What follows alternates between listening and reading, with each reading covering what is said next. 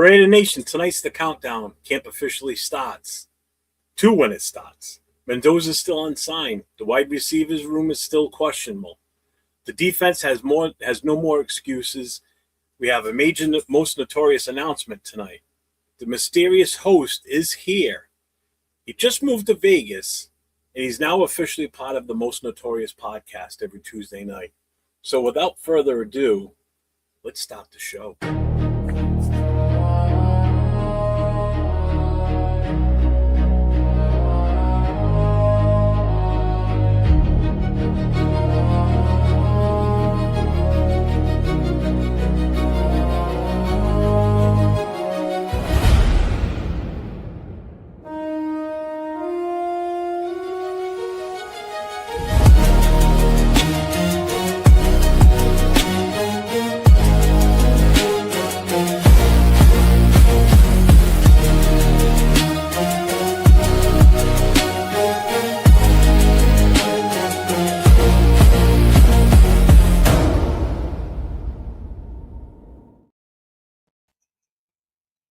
What's going on, Raider Nation? What is up?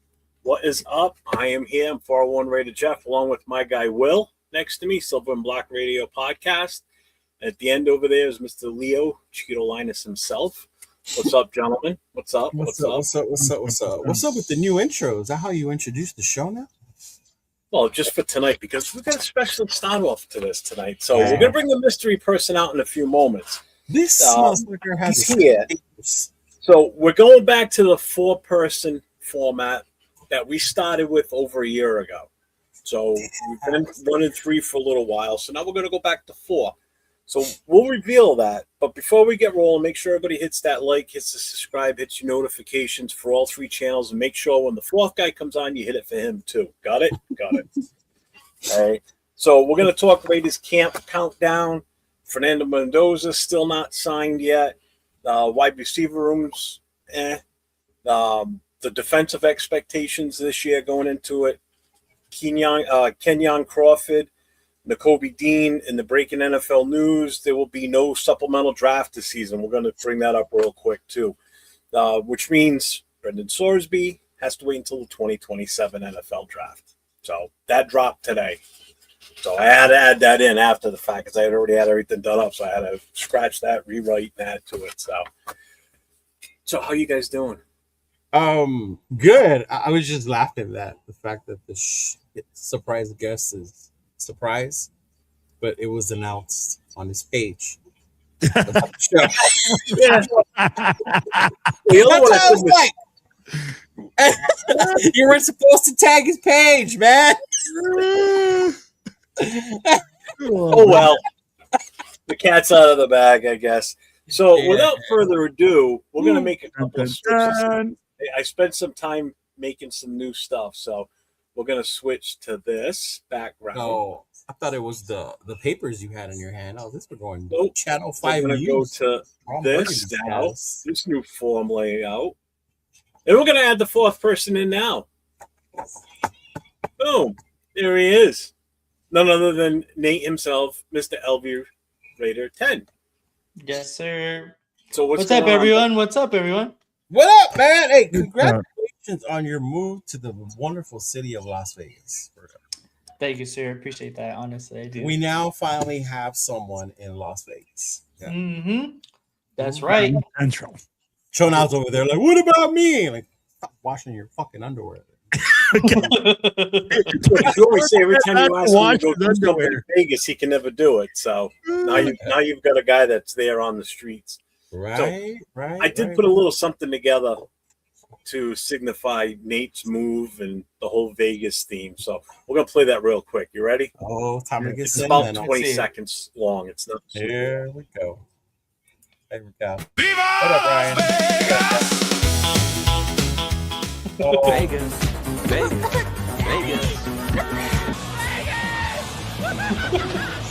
Look out, Vegas. Oh my God. Viva Las Vegas. Oh man, Nathan probably knows like one of those movies. I knew all of them. Oh yeah, you're a movie buff. My bad. Yeah. Because age-wise, So I had to reformat it again just before you came in, Leo. I just finished the last format on it. It didn't render the right way the first time, so That's just pretty threw dope. that together in the last 30 minutes. So I would have added the part where he says Heart 6 coming up.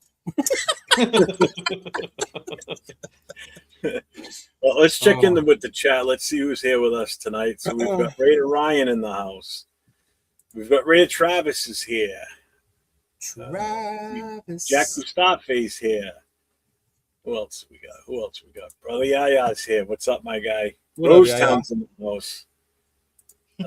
Let's see. Raider Ryan, you have inspired me to get a Noggins hat to my wife's chagrin. Just came in today. Was all rated out with the hat. No. That's dope. Which one did you get, Ryan? Oh, man. That's dope, bro. Yes. Big Luck's in the house. Adriana's in the house. Made of love. Raquel, how you doing? Hello, my love. And we got PNW Mark. What's up, my guy? What's going up, on, brother? Well, so we're gonna get into this. Wait. We can't just skip over the fact that Raider Ryan is gonna get his first noggin ball pack. Those things are amazing. Just let me tell you. Oh my gosh. As a guy who has he hasn't answered you yet. It's awesome. Coach is here. What's up, Coach? What up, Coach? Mookie the Goated is here too. Broncos country. Hey, let's ride. So as I said, make sure now that Nate's in here, make sure you guys get over to his channel. It's LV Raider 10. His links are down in the description. Make sure you guys get over to his channel. If any one of the moderators on any one of our other 3 channels can put the link directly to Nate's channel in the chats, that would be stupendous, and we would appreciate that. Hey, now that you're in Vegas, bro, like, are you gonna be able to focus more? I know you've been wanting to grow your channel. You just haven't had time because you're in the wonderful city of Los Angeles with so much to do. Now you're in Vegas, dog. The Golden Knights are no longer playing, right? Oh, don't remind me, dude. So, I mean, there's not much out there for you to do. So, are you going to be able to focus and grow your channel like we know you can? Yeah, it's definitely the plan. I think coming out here is definitely going to allow me to have the opportunity to create more content. Yeah. And I know I'm going to have like a little segment to like what everything's going to go on, like how Vegas has been so far, but it's definitely been interesting as far as like seeing Raider fans around. Mm-hmm. Okay. I'll elaborate on it later, but it's definitely been eye-opening, I would say. Yeah. Let me, bro, let me guess. They ain't as rowdy as from people from outside of town. I think it maybe. Well, also the place where I live. So I was about to say, yeah, they're not going to be very rowdy just in general. So, right. But that's not where I'm going with it. But like I said, I'll elaborate on it later. Right. Okay. Because there's some rowdy fans in Vegas, bro. Oh yeah, you got what's his Marty and them out there, and they rowdy. No. I get it. You got TNBC. Yeah, then you got my Asian buddy. You give that fool some beers. You talking about rowdy? Bob. Yeah. But I'm telling you like this, man. When I go to a different city, sometimes like I've seen people scream Raiders from across the fucking street at me, and they go like Raiders. They see you in here, like, and I feel like in Vegas that's not as common as when you live outside of town. I just know how big your city is. You know what I mean? Yeah. Because I live in LA. We don't do that to each other. And I see a lot of Raider fans. You know, I get spotted at Disneyland. I can say, "Hey, cool hat, bro! Like, where'd you get that hat?" Or maybe like in my hometown, but like that was it, really. Unless someone like Glenn is walking behind me, you know, then it's different. Right. Mm-hmm. Yeah. So Raider Ryan said he got the black one. Nice. Coach says, I have an idea for a show, Nate. You can do what's new with Max's tattoos. Well, I'll find out on Monday. Are you gonna go? Yeah, I'm gonna go. Let's go. Let's see. That's what I'm talking about. There's this signing at a Smith in Las Vegas. The first 100 people get like a Max poster or whatever, but it's like a meet and greet with Max Crosby at the Smith store. Mm-hmm. Smith is like their Food for Less. Basically, yeah. What's up, Proof? Chris Berman passed away? What? No way. No. Oh, you serious? I didn't see that. Me either, bro. That would have blown up on my phone, right? Yeah.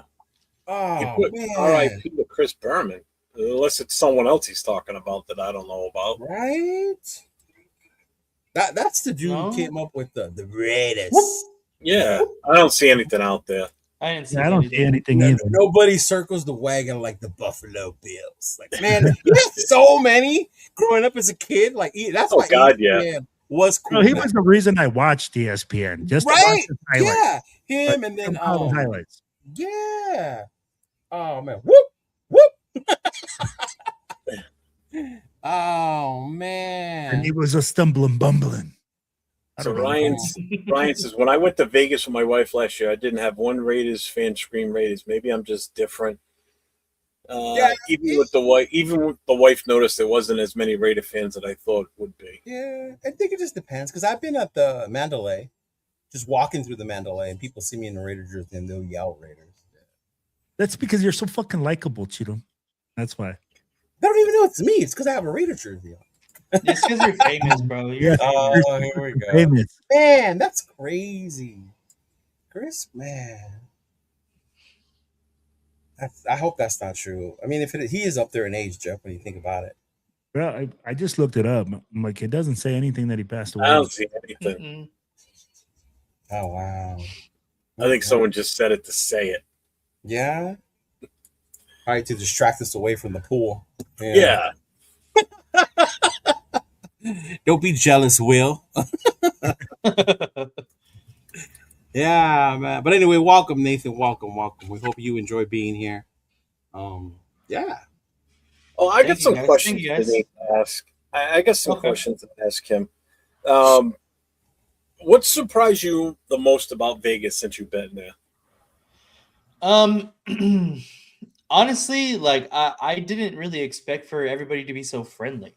Like it just kind of seemed like everybody did their own thing, but everyone, at least has to tour where you live. Yeah, no, I know. I realized that too. But everyone has been so friendly and like extremely welcoming to us.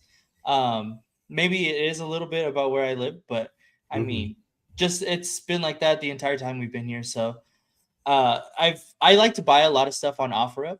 So like we've gotten like a coffee table and a bunch of different like little stuff for the house. This guy was like, hey, we just moved from Orange County too. I also was wearing my Angel stuff.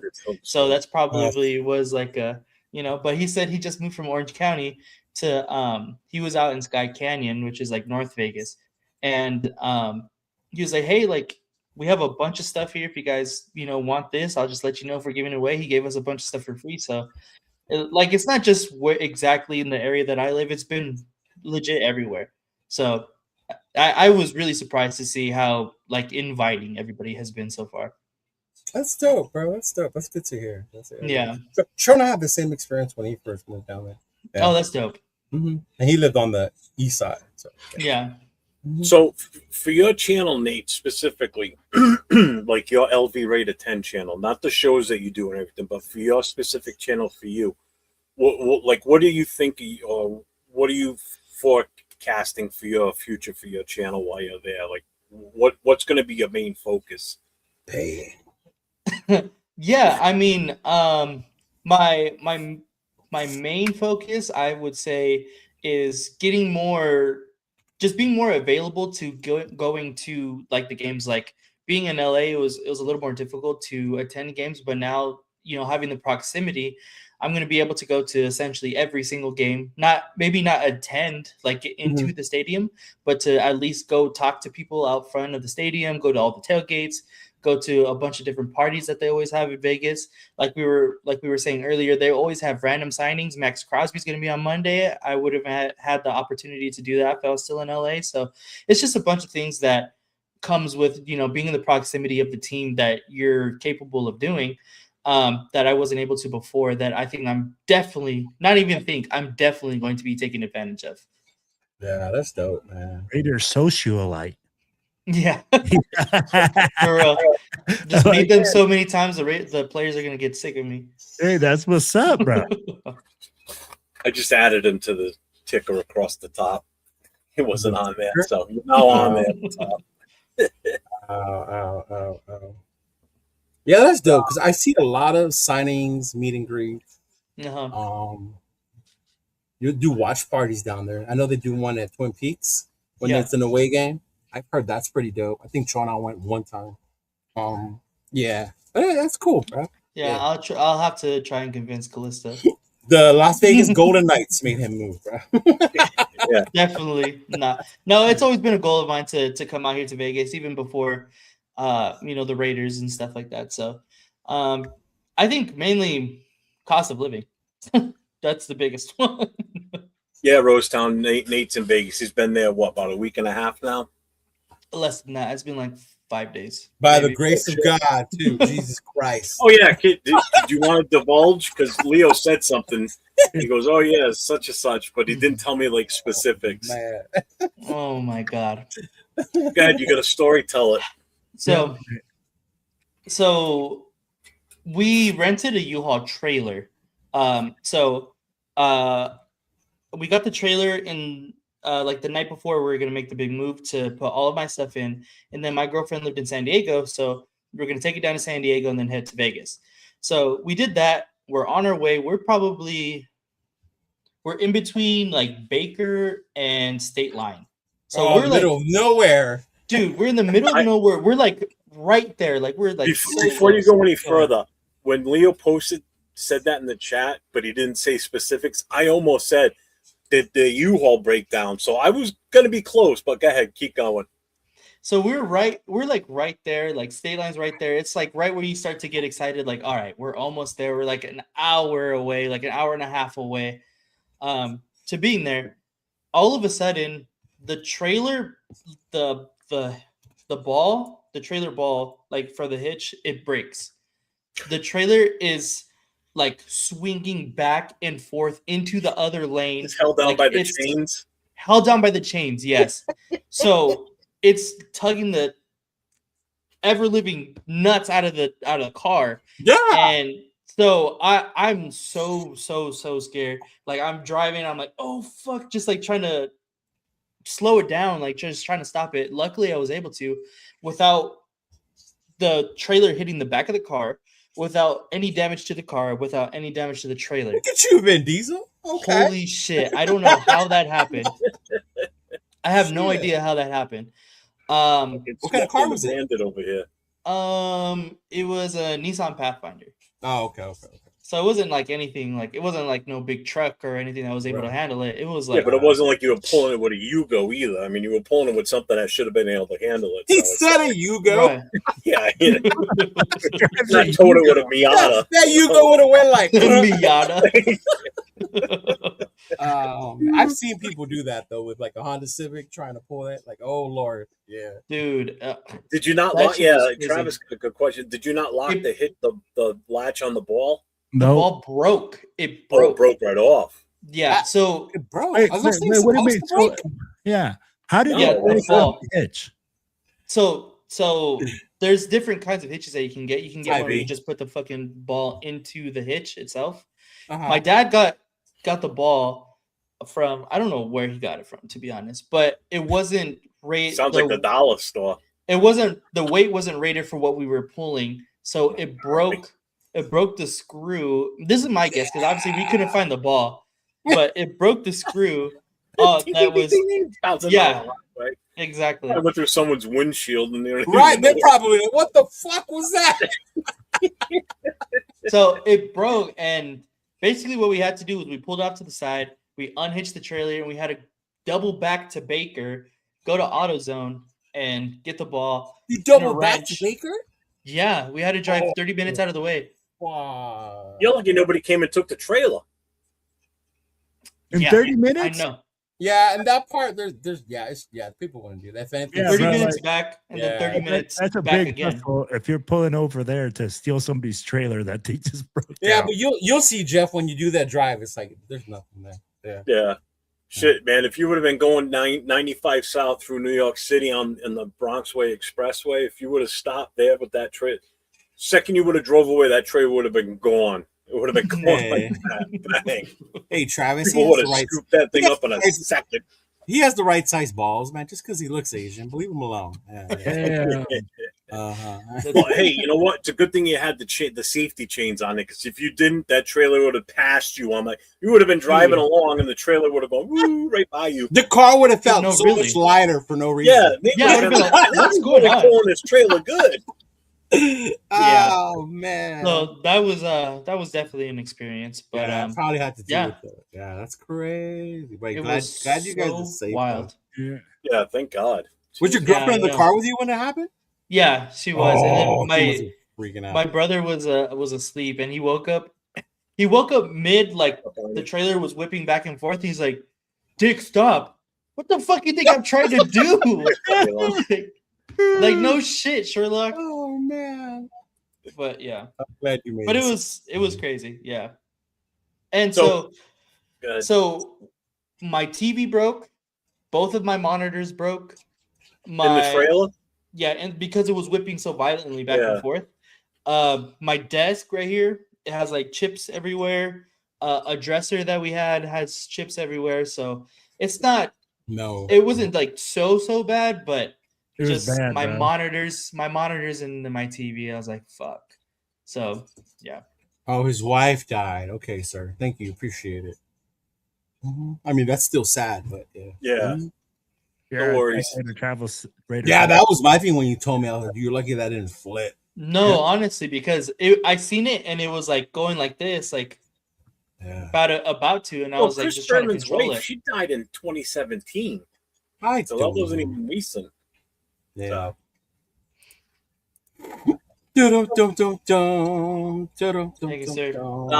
So basically, with Nate being in Vegas now, he's going to become a major part of pretty much any one of the shows that he's on.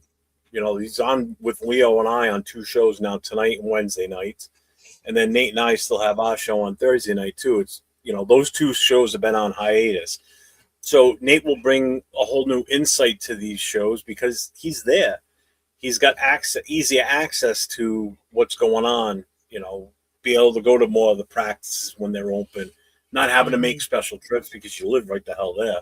Yeah. You know, without doxing yourself, how close are you to the stadium from where you live? Oh, it's not that far. It's not that far, but it is like on the other side of it is on the other side of town. I live like 20 minutes away, which is not bad at all. But like I thought it was more like 30. Yeah. No, it's 20. So you're about as close to Allegiant as I am to like Gillette. Yeah, you don't live that far. Jets fan. Yeah. But yeah, it's really not that far. The thing that's going to be a little bit further is the practice facility. Like if they have anything in Henderson, that's like. I was thinking Henderson. That's why I said 30 minutes. I was thinking the training facility. Yeah. That's like 30, 35, almost 40 minutes probably. Yeah. Mm-hmm. That's true. What's up, Jason? Party at Nate's. Right? Party at Nathan. Not neighborhood. Anything else happen out there since you've been there of any importance? Let's see. You have the battle for Vegas coming up, right? That's exactly what I was about to say. This weekend is Battle for Vegas. Yeah. That's the charity softball game between the Vegas Golden Knights and the Las Vegas Raiders. So I have attended this charity softball game for the past, I think, 4 years now. Mm-hmm. And every year I get really, really good, signatures and just FaceTime with the people. There's not going to be a lot of crazy names this year, which I was a little disappointed in. But the Mandalorian is not going to be there. Sadly not. There's going to be other rookies though. Like I really want to see Mike Washington. I think Mike Washington would be tight to get a signature. I know Brock, he's the captain, right? Brock is the captain, yeah. Him and AJ Cole usually like the two main. AJ Cole, yeah, AJ Cole. Normally Dylan Carlson, but obviously Dylan Carlson's not here no more. Daniel, sorry. I already forgot his name. Look God, at you, the guy moves to Vegas and he starts forgetting players' names already. Jesus Christ. Yep. God damn. But yeah, so that will be this weekend, and then right after that is Max Crosby signing. So that's dope, man. That's dope. I just think you don't have to go far to go to the home opener. So exactly. You don't have to pay for a hotel. You don't have to pay for Kirk chains. Yeah, you're good there. Yeah, just rent. Yeah. Let's see. All right, so now that we're past that part, so let's get right into the football side of things now. So Raiders camp countdown. Rookies report July 23rd, veterans on the 28th. So let me ask you, I'm going to ask you, I got a question for each one of you. So, Will, which training camp battles are you watching first? Quarterback, wide receiver, offensive line, linebacker, or secondary? Offensive line. Offensive line, bro. This was so bad last year that you have to look at it this year and see if that unit is improving, because we know that that's going to be the mainstay of the team offensively. If you can't pass block, if you can't run block, you can't do anything offensively. So at the end of the day, you need to see who's going to start. I'll be like, there's a lot of unproven talent there. I'll be like, we have a lot of names.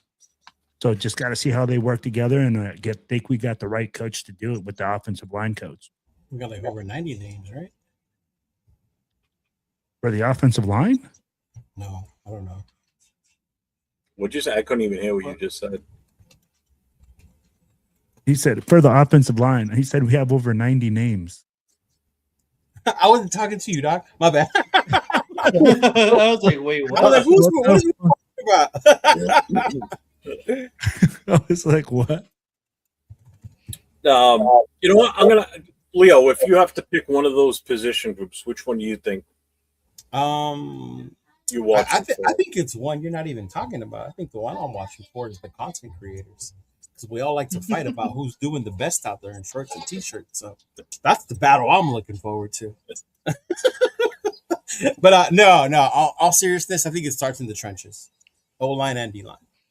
O-line and D-line. The majority, I think, that has me the most interested is how young we are. You're talking about us not signing players that were over 30 and the amount of rookies and young people we have on this team. So I think overall, just to see how they all do and how they're going about the vision that Spytek and Kubiak said they were bringing here is probably what I look forward to. You know, like, are these guys ballers and players like they said they were, you know? I think that, but definitely for me, it's going to start in the trenches, and that starts defense and offense, even with on Max's side, you know, with Kenyon, with him, what's going to happen with Kuntz, you know, the interior, you know, 805's boy, Adam Butler, you know, is he the truth, you know, JJ Pegues, Tonka Hemingway, you know, is he going to get a carry, you know, things like that. But yeah, to me, it's in the trenches, just the position battles in the trenches, and the content creators. Nate, same question for you, but don't pick offense or defensive line because they both already picked one or the other. Yeah, so I was gonna go outside of offensive line, because I think we can all agree that's probably the most interesting and the most up in the air. But to me, I'm gonna definitely be looking at the corner and the secondary unit. How aggressive are we gonna be with Jermon McCoy and his rehabilitation? Where does Darian Porter land within all of this? Eric Stokes, is he going to be healthy this season and be as productive as he was last year? Traden Stukes, how does he get implemented with Paulo Mao and Jeremy Chin? I think the secondary is a big place for me personally, where I think it has been improved with the offseason and is still up in the air as far as, you know, camp battles and implementing the rookies and new signings.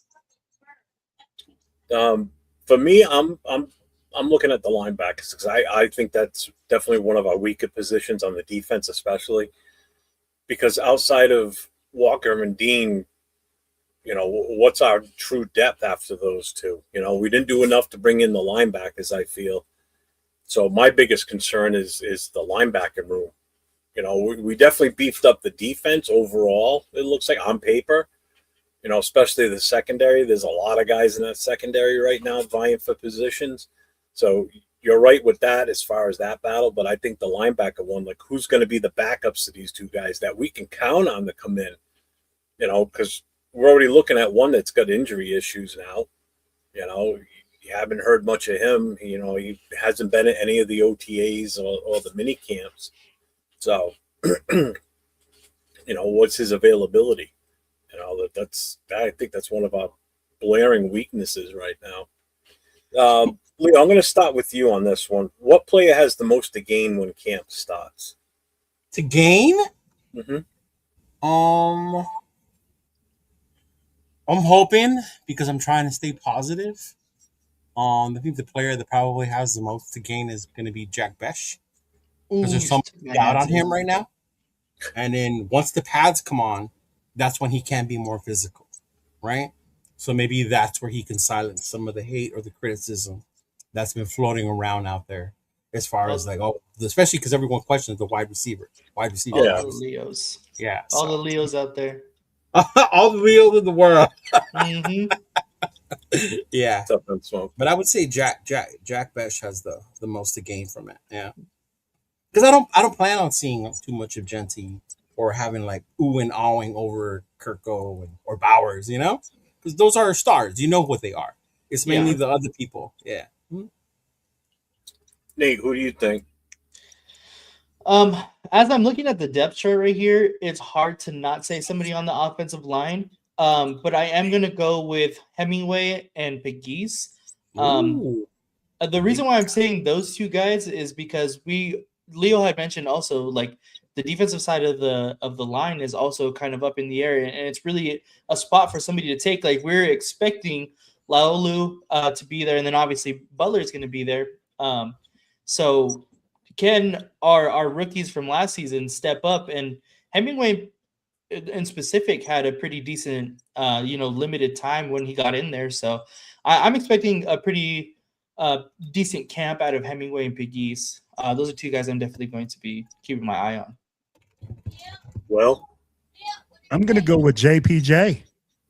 Oh, why you go after my guy, bro? Hey, he has the most to gain. Is this? Hey, we said it. Hey, offensive line is the easiest way to go about this. I mean, like whoever's on the offensive line, you can name it off. You could say Glaze, because Glaze had a bad year last year. You could say Buford. Whoever it is on the offensive line, they have the most to gain because they have that many more open spots. There's 3 open spots on this offensive line that are up for grabs that people can go and fight for. So the offensive line, in my opinion, has the most to gain as a unit because in my mind, I get it that we can say Glaze is probably going to start on the right side, but it's an open battle for me for at least 3 positions on that offensive line. For me, the most to gain, Michael Mayer, I think. He's going to prove or gain. To gain, he's got to get more involved this year. He's got to stay healthy, keep his head on straight. I mean, because we didn't see enough of him last year.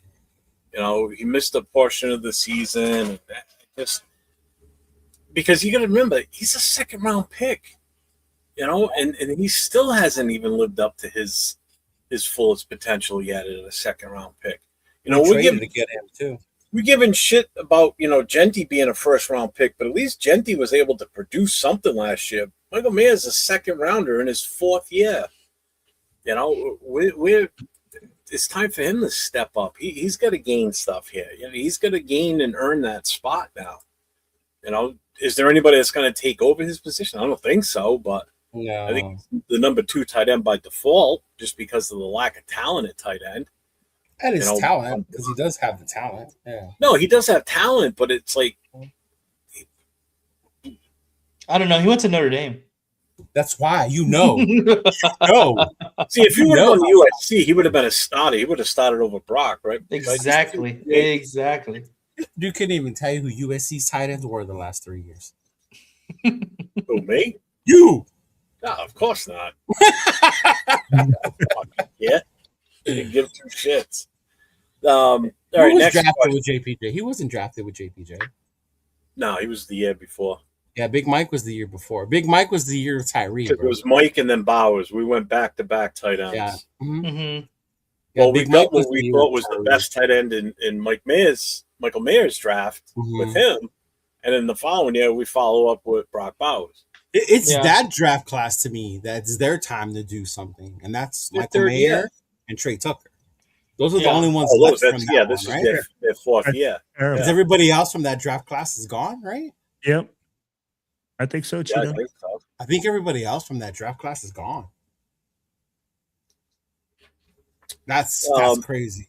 That's one of the worst draft classes. What up, Mayo? What's up, familia? What's going on, man? What up, Big Easy? What's going on, bro? How did Swap Me Life treating you? What's up, Big Easy? What's going on, man? Nate, this question is basically specific for you. Being in Vegas now, what would you want to see first if you get your eyes on the team or hear local camp buzz? The Raiderettes. What? Who said that? That's a good question. I think what the main thing, like the main buzz around town, is definitely going to be about Fernando Mendoza. If you come in on the 15th to Las Vegas, the first sign you see is just a black billboard with gray lettering that says Fernando. Yeah, that's the first billboard you see when you get into Las Vegas. That's it. So I already know for a fact that was going to be the main thing around, minicamp buzz and training camp, and you can already tell that's what it's going to be about. So I honestly can't really tell you because I already know for a fact that's what it's going to be. What I would want to see though is how the players are adapting to the scheme of Clint Kubiak. That's the biggest thing for me is if we can get to understanding Clint Kubiak's offense and we can execute Clint Kubiak's offense, I think that's the biggest thing of this entire minicamp, because we know that it's a difficult playbook to understand and get down. So if we can roll into week one, having that understanding of the playbook, unlike the past couple of years that we have not, I think that's going to be just a step in the right direction. Bro, we've gone into the season not knowing who our starters are. Exactly. Having a playbook. We went weeks into the season who our offensive line was. Oh, man. All bad. So Arnie's going to pull bold prediction here, and I don't agree with it. During trade deadline, will we trade JPJ, Mayer, AOC, and Crosby for draft picks? What kind of haul can we get? Number one, trading JPJ, I think it's a dumb move. Because even if he's not a starter, he's still a great depth piece. Okay? That's number one. Number two, Michael Mayer's not going to get traded. I can't see that one. And AOC is not going to get traded either. We're going to roll in with three quarterbacks. We have to. Because you got a rookie right now that is still practicing with the threes. He's number 3 on the depth chart as of right now. You need a viable backup. You don't want to – if Kirk Cousins gets banged up and beat up and he's out for a couple of weeks, you're going to want to put AOC out there because you don't want to have Fernando go out there and get banged up and damaged either. He's your rookie. He's the future of this team. I'd rather see Fernando out there than that fucking statue. Yeah, but again, if the line – we still don't know what the line's going to look like. Yeah. So if the line's not ready yet, for whatever reason, do you want to put Fernando out there with that and watch him take a whooping? You can see if he can take it. He's going to take it eventually. He's not always going to be protected. Him getting fucked up and really hurt. Crosby's the only one I agree with getting traded, to be honest with you. Who, Crosby? He's the only one that's going to give you value out of any of those guys. He's the only one that's going to give you a better return on your bang for your buck. I mean, value-wise, I can understand that. At the same time, though, I mean, like, if we're trading that many guys, we fucking suck. Right. No, that's why we're doing it, and I hope that it's not like that. At the end, Yeah, of the it's day, not like we're trying to get that final piece to push us to a playoff win here. This is because, all right, well, this season's not working out. Trade deadline's usually by first or second week in November. We're just unloading these players, get their contracts off the boards, and building draft picks for 2027. That's all it is. I mean, like if you're doing those type of trades by the trade deadline, we fucking blow dick.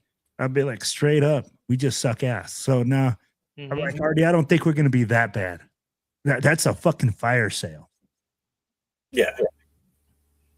And again, there's a couple names on that list that he put up there that I think would be foolish to trade away. Yeah. Because in all honesty, you look at our starting five for our offensive line, and you look at our backups. We're not that deep. We got a little bit more depth than last year, a little bit more than what I trust. I trust this year's backups than last year's a lot more, because there's no Forsyth, there's no Kappa Crappa, there's no Parham. He's gone. He's here in New England, So Anani says Genty, Bowers, Mendoza will be our big three for the next 6 years.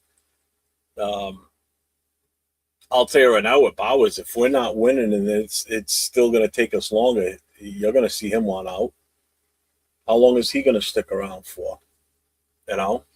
I'm telling you, I think Genty's going to get pushed this year. What do you guys think? Because of Mike Washington? Yeah. I think, yes, because we're going to just have a better backup just in general. So there's going to be that, of course. But I think mainly it just has to do with the offensive line is going to be better, at least incrementally better than it was last year. Well, man, as bad as we were last year, I hope it fucking improves. I hope everything improves. I hope he's being pushed, bro. A competition is healthy. Okay, this is where people get it wrong. Like, competition is healthy. If our team is actually competing to keep their spots, to keep like, hey, this is the level we're at, bro, it's going to make every player play better. It's going to make everybody push harder. So at the end of the day, I see this as a win. People are going to say, oh, Mike Washington coming in is going to take away reps. Well, if Genty really is taking it seriously, if he really wants this job, if he really wants to push over, he's going to produce. There's only one way to do it, is to produce. A lot of people are going to say it like this. I don't give a fuck that the offensive line didn't work out. He was the 6th pick in the first round. You better make it happen. And that's what a lot of people are going to say this year, because we've already made the excuse last year. Hey, your offensive line sucked. You couldn't block. This year, it's time to fucking shit or get off the pot. I do want, because the next thing before we move on to the next topic, I do want to talk about one thing that's important during this the whole training camp thing is where's the Houston? Right here, August 18th, the Raiders-Texans joint practice with the Houston Texans. Now, granted, our first preseason game is August 13th, but those joint practices. That's where it's at, baby. We going to that game, Nathan, since you're going to be there in town? The first preseason game? Yeah. I'm hoping so, yeah. I've already been talking to Bob about swinging down there and going, so, yeah. That'd be dope. Even if we just go to the tailgate and hit the spot, I'm not gonna give up. That game is only right now we're waiting $40 to get in, bro. Oh, okay, then never mind. Yeah. Yeah. Uh-huh. So in August we got the 13th, which is the first preseason game against the Cardinals in Vegas. Then August 18th is the joint practice with the Houston Texans in Texas. Then our game is that August 20th at Houston. Then the 27th is the final preseason game versus the 49ers. And then August 30th, prior to 1 p.m. Pacific time, teams must reduce their rosters to a maximum of 53 players. So we are 2 months away from basically that time frame now. So it's getting there. getting close. I'm excited. Getting there. I can't wait to get out there. So we're gonna move on to the next segment. I can't wait till he says that, and then he's like, one day he's just gonna be like, "It's hot as fuck down here." I know. Honestly, like I Jesus haven't really felt the heat, but I haven't been out. I haven't been outside. You haven't been like outside that. though. Yeah. Mm-hmm. Hey, look, Nathan, you have someone congratulating you. Thank you. Yeah, she had DM'd me. Mm-hmm. A very nice message. I thank you. Appreciate it. Yeah. So going to Mendoza, still unsigned. Business or bad luck? Leo, are you worried? Bad look. That is a bad look. This is not a bad look. Oh my he does not God. want to play for this team. He does not want to play for the Raiders. We should have never drafted him. We should have put it back. Well, I mean, a lot of people. I mean, there's fans, and they're idiots. They're idiots for thinking that. I'll tell you why. Because if it was bad luck, him not wanting to play here, he wouldn't have done all this OTA bullshit he's been doing. Yeah. There's nothing to worry about it. His contract is already set. The only issue is the negotiation of the bonus. Normally, rookies get their bonus up front. The Raiders sign it today, Raiders like to use karma. They give it to you in installments. That's the only difference, bro. That's what they're negotiating. Yep. So this whole thing about Mendoza hasn't signed. Oh my God. Like it's Jamarcus Russell all over again. Stop. Hey, Cheeto hit it on the head, bro. It's the signing bonus, bro. Most rookies get it up front. The Raiders like to pay it out in installments. That's the only thing. That's the only thing they're negotiating. So yeah, there's nothing bad about it. It's a bad look. Not about said he knows what he's doing.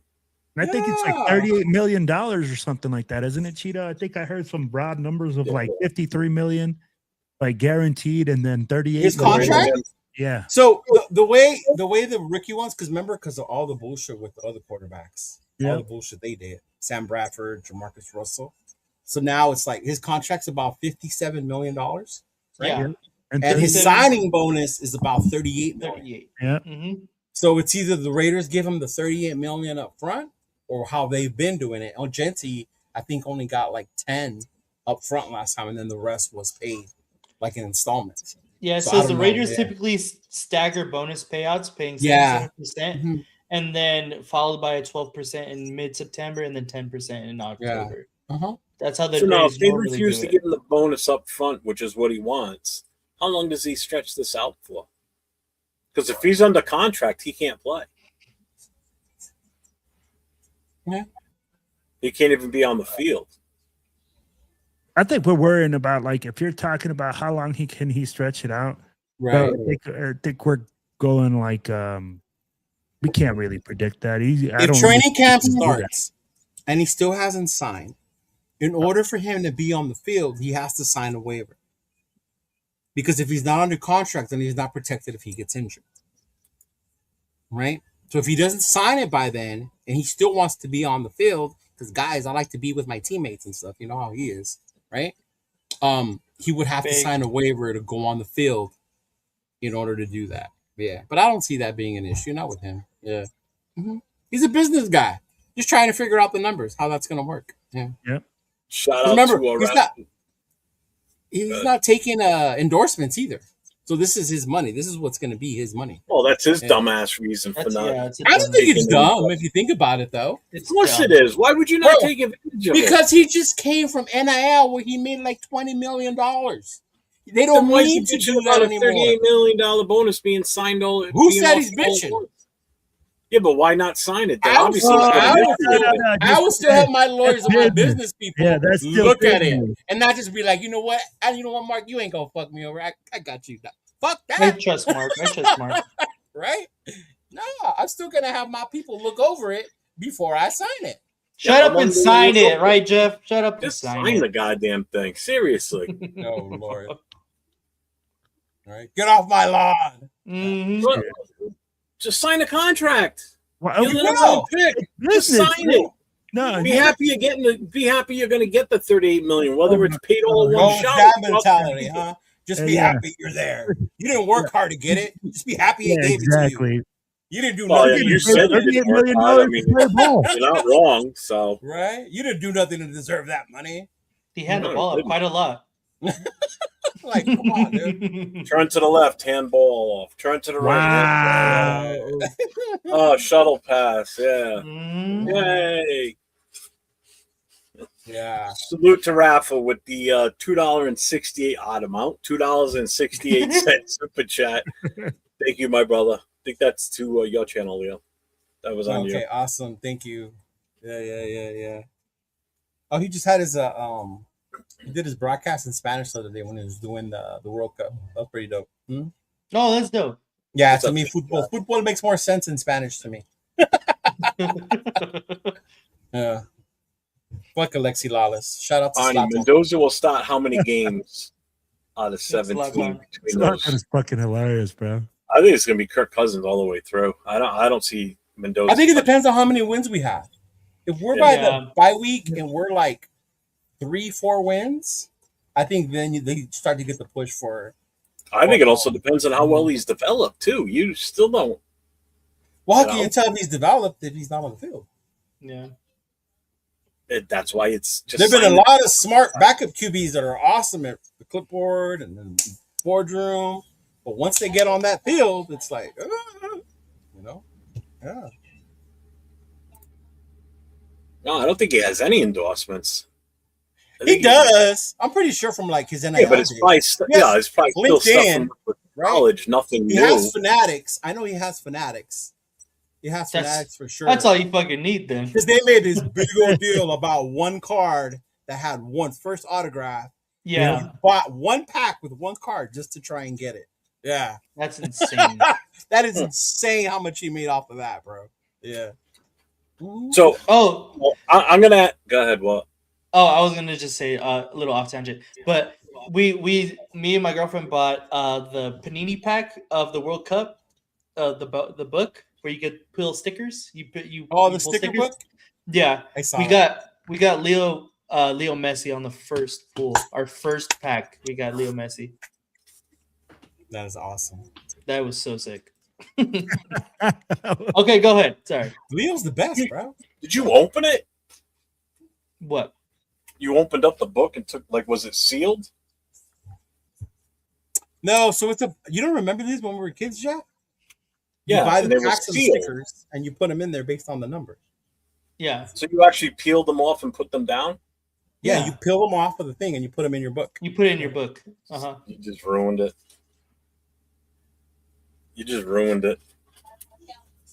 Should have left it whole. He's saying it's more valuable just as the sticker with the regular backing. Oh, not those, bro. The Panini ones? No. Yeah, that's what everybody said back in the day, and then now everything's fucking ridiculous. If it's not sealed, nobody wants shit. Luckily, I got a bunch of my cards that I'm trying to get rid of that are still full sets, sealed, wrapped in the original factory plastic. So. How's that going? The guys I got coming to look at my stuff, they won't touch anything else but that stuff. So they got a bunch of that shit still wrapped. But if Leo, obviously you're not worried about Mendoza not being signed yet. No, not one bit. Will, are you worried about him not being signed yet? Oh, this is like Leo said, strictly business, man. I'm like, it's all about the bonus, how they want to pay it out. He wants it in the lump sum, or like, what's the numbers? Hey, they're going to give a little bit. Each side gives a little bit. Not a big deal. And Nate, I know you'll sign it now and just be done with it, right? I'm worried about him being on our team. What? You're still on that? You haven't let that go what yet? I'm worried about. You still haven't let that go? No, I'm past it. It doesn't really matter to me. So, all right, let me ask you this then. I'll ask all three of them. We'll start with Will to answer it first. If this drags out closer to July 23rd, do you start to worry? No. I'm not so worried. Right around the time he's supposed to report as a rookie and he's still not under contract, you're not worried? That's a month from now. No, because he's not going to start. Doesn't matter. I'm like, I'm not worried about it because, bro, like literally, we're talking about them being just a little bit apart. We're not talking, it's already a set thing. The numbers are not going to change. It's all just in the way that the bonus is going to be paid out. He wants one lump sum. He might be like, hey, you know what? Give me 70%. Give me 50%. I don't know what the percentages are, but they're gonna work some numbers out. But I'd be like, at the end of the day, he'll be in camp before the freaking first snap of rookie comp. It might even be the day of. But I'm not worried about it, man. Leo? No, it's like I told you when you're talking about battles that I'm looking at this offseason. That's a content creator battle about Mendoza's contract. They're the ones that might worry about it, have shit to talk about. If you see Mendoza, if there was anything to worry about, you would see him not showing up, period. Right? You would hear things about how they're miles apart, right? How they're trying to rearrange the way rookie contracts are done. And that's not what it is. It's just basically the signing bonus, the percentage, the details. Mendoza's a businessman, trying just to make sure how it's going to work for him, how it's going to work for them. And that's it. But am I worried about it? Absolutely not. Yeah. And Nate? No, I'm not worried about it. I mean, he's going to get his money no matter which way, if it's upfront or if it's in due time. He's going to get it. And so I'm honestly just worried about the football stuff. Not worried about it, but just like, let's get to the football stuff. That's really what it is. Getting the ball from under center, your footwork, the timing. Yeah, exactly. That. That's the shit to worry about, not the signing bonus. Right. Yeah. What is that? So it's going to be Will because my dog doesn't sound like that with a box. That dog sounds like a squeeze toy. Right? That's a dog? Yeah, that's my Yorkie. Don't hate. Oh, Lord. My dog would eat that dog. Right? It's all starting to make sense now. My Yorkie's a savage, bro. We can kill your dog. Oh, I'm sure. Paul wants to know if you're coming out to the Texans game. You're not going to Houston this year. Oh, no. I'm not going to. Not for a preseason game. Mm-mm. What's up, Edgar Sosa? The only reason I went to Arizona last year for a preseason game was just to meet up with my Arizona friends. Yeah. I know, right, Rosetown? That's what I said. It sounded like a turkey. Yeah. I know that movie. Somebody kill that turkey. Oh, that's funny. Mm-hmm. All right. Are you worried, Jeffrey? Yeah. Jeff. Are you going to be worried before the right now? No. July? No, not right now. No, but if he's not signed by as we get closer to training camp, it's a little bit. Well, because here's the thing: if he's not under contract, okay, and minicamp opens or the rookies report, mm-hmm. he still can't fully practice. He can be at the facility, right? But he would have to then sign a participation/injury protection agreement. Yeah, that waiver I was talking about. Mm-hmm. Yeah, which means if he signs that waiver and he gets hurt, it's on him. Yeah.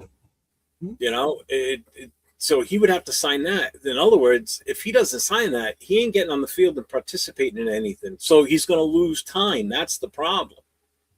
That's where it's an issue that I guess fans aren't realizing. So if this drags beyond the 23rd and he's not there when the rookie training camp opens, and then when the veterans show up, and if he's still not there or still hasn't signed it, he's going to lose even more valuable time because now the rest of the squad is there, and he's not getting that time with them. And it's not his decision. That's like an NFL team-by-team thing. It's his decision to sign it, and I get what you're saying. It's his decision. But has he given you any indication that he would hold out over something that small? No, but I'm just saying why worry? It could be an issue once we get around the 23rd of July. Right now, I'm not worried. And the world could end between now and then also. Hey Cheeto, how dare you tell us how to create content, okay? Yeah, Leo. Drama, Leo. I'm not teaching you how to fan. I'm just saying, there's certain shit you can't control. and then other things that are plain eyes that you can see are going to happen, right? He hasn't given you that indication that that's the kind of shit or player that he is. I agree. I mean, like like he says, he's a big team guy, right? You know what? It might take a little bit more time to get the right numbers there, but he signs the contract. Now, if we were say we had Caleb and this was going on, then I would be fucking worried because the player of Caleb's, I guess, status or whatever, right, would have a different mentality behind that money.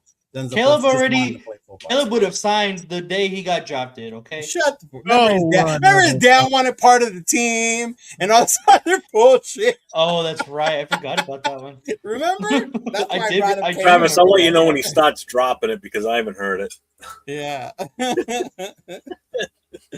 It's like, yeah. And that's what I mean, Jeff. That's the reason I brought up Caleb. When you hear shit like that, then that's when it's like, hold up, bro. What's Fernando's camp doing? You know? Yeah. But you haven't heard that. Nothing like that from that kid. No. He just wants to play ball. I'm taking Caleb on a holdout, then Fernando signed. That's a different conversation. That's a different conversation. We're going to move on from Mendoza. I got one more question for you guys on Mendoza. Okay. Does he need to play this year, or is sitting behind Kirk Cousins the smartest move, where he doesn't touch the field at all? So glad you brought this up. It's a good question. So we'll start with Will. We'll go right across.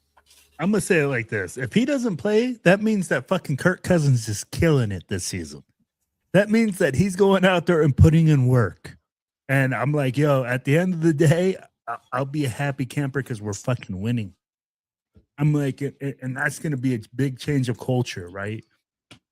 Do I think that and this is where like listening to other shows and stuff like that becomes interesting because people are saying that most of his counterparts start about 14 games a season. You know, I don't really see that happening. I hope that we have a better season. I'm like, if he doesn't start, that means we're winning. If he starts, that means our team sucks. The teams our fucking offense is failing.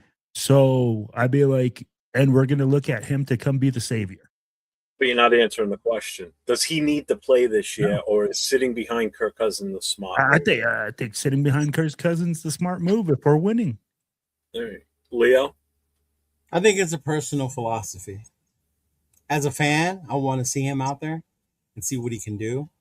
But because Tom Brady and them have numerously let us know they have a plan, and they prefer when you have the luxury to not force a quarterback in there, then you use that to your advantage, right? Yeah. So logically, that makes sense to me, right? As a fan and what I want to see if he's it, of course I would want to see him start. I've never liked Kirk Cousins. I know even if Kirk plays good, we're only going to get so far with Kirk Cousins, right?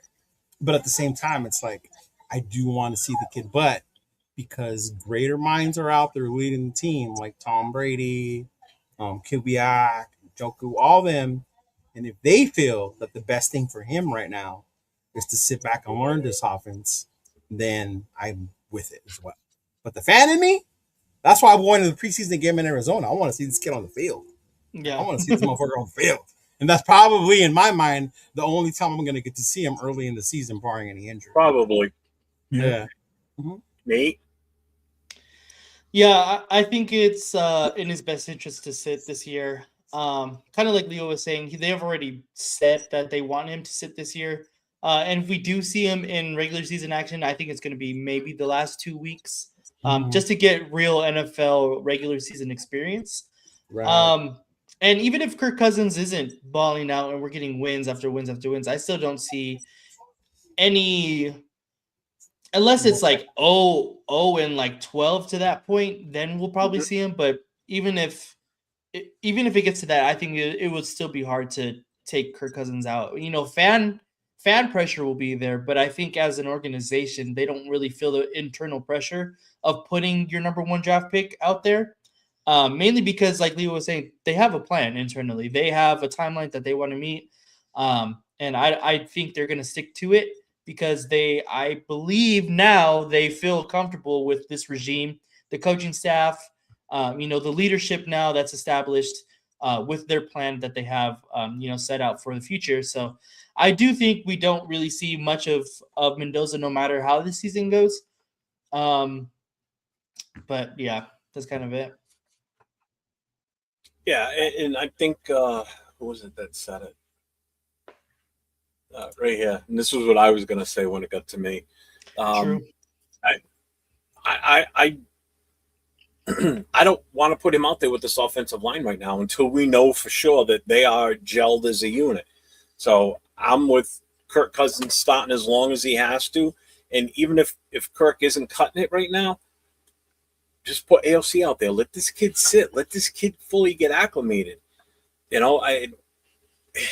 Which is one of the reasons why you cannot trade away AOC 12, because you're going to need a legit backup. If you still want to win games, or you're not worried about winning games, you just want to evaluate his talent against real NFL game time experience, then that's fine. Just throw the kid to the Wolves and say a couple of Hail Marys and our fathers and move on, because until we know for sure what this line's going to look like, he could be in for a rough year. And Arnie's got a question. If Cousins gets hurt, do you start AOC or Mendoza? You start AOC. I'm sorry. You give the guy that's going to give you the best chance to win right now based on him knowing the system and being here already. Mendoza's coming in starting from scratch. Most of the chat's pretty much saying have him sit for the most part. Yeah, and that's the other thing, too. If our running game is stuck in the mud,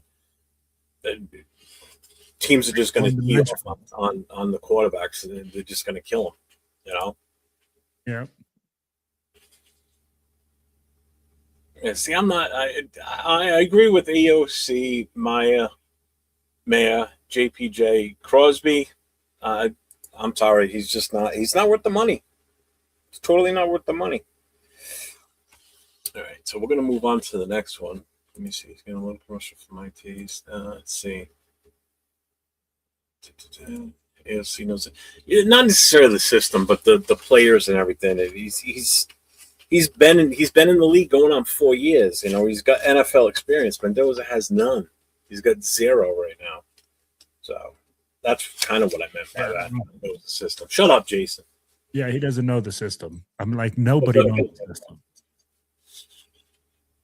He's not going to be traded. If we trade AOC, that could be one of the. I don't know if you guys agree or disagree, but I think that would be one of the dumbest moves we could make. Because then who's going to be our quarterbacks? Kirk Cousins, Mendoza, and that means the rookie we drafted also later in the undrafted free agent is going to be the backup. No, we're gonna put him on the practice squad. I bet that's what I mean. Every 3, and then we'll see if we can't trade him. Put him on the practice squad. He may not even good enough to make the practice squad. What's up, Mike Guerrero? Yeah, see, Travis says the same thing. Definitely shouldn't trade him.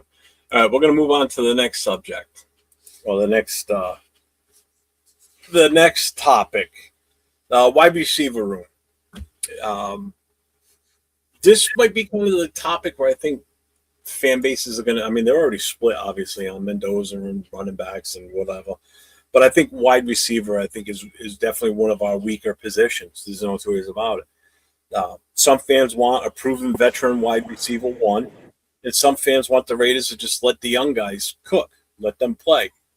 So my question is, right now you have Trey Tucker, Jalen Nailor, Jack Bech, Dante Thornton, Malik Benson, and the rest of that group trying to carve out roles for us.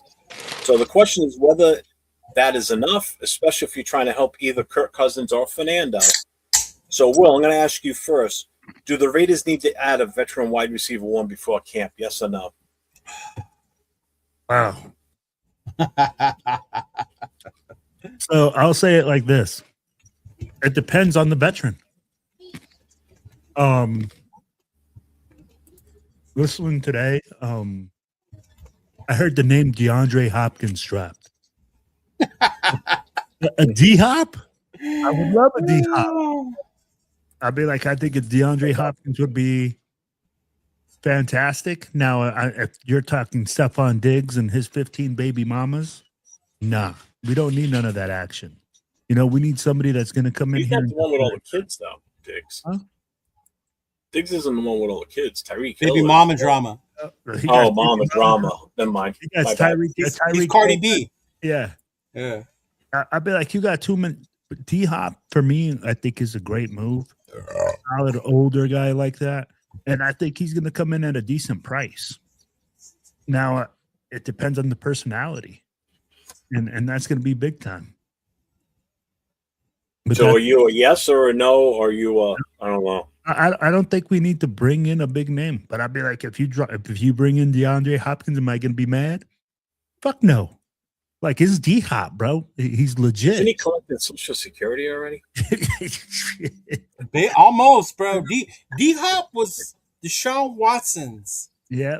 So he's been wide receiver. Wide receiver at Houston. Been around a long time. That was D-Hop. Deshaun Watson, y'all, before everything went to shit. Yeah. So, Leo, same question for you. Do the Raiders need to add a veteran wide receiver? It drives me crazy when people ask you that, because if you tell them yes, oh yeah, I agree with you. Tell me who. Diggs, Hill, Allen, Debo, Ayuk, Brandon Cooks, Curtis Samuel, Noah Brown, Tyler Lockett. Like, who's the number one veteran wide receiver out there that we're supposedly going to add? So even if you did want to bring one, who are you bringing?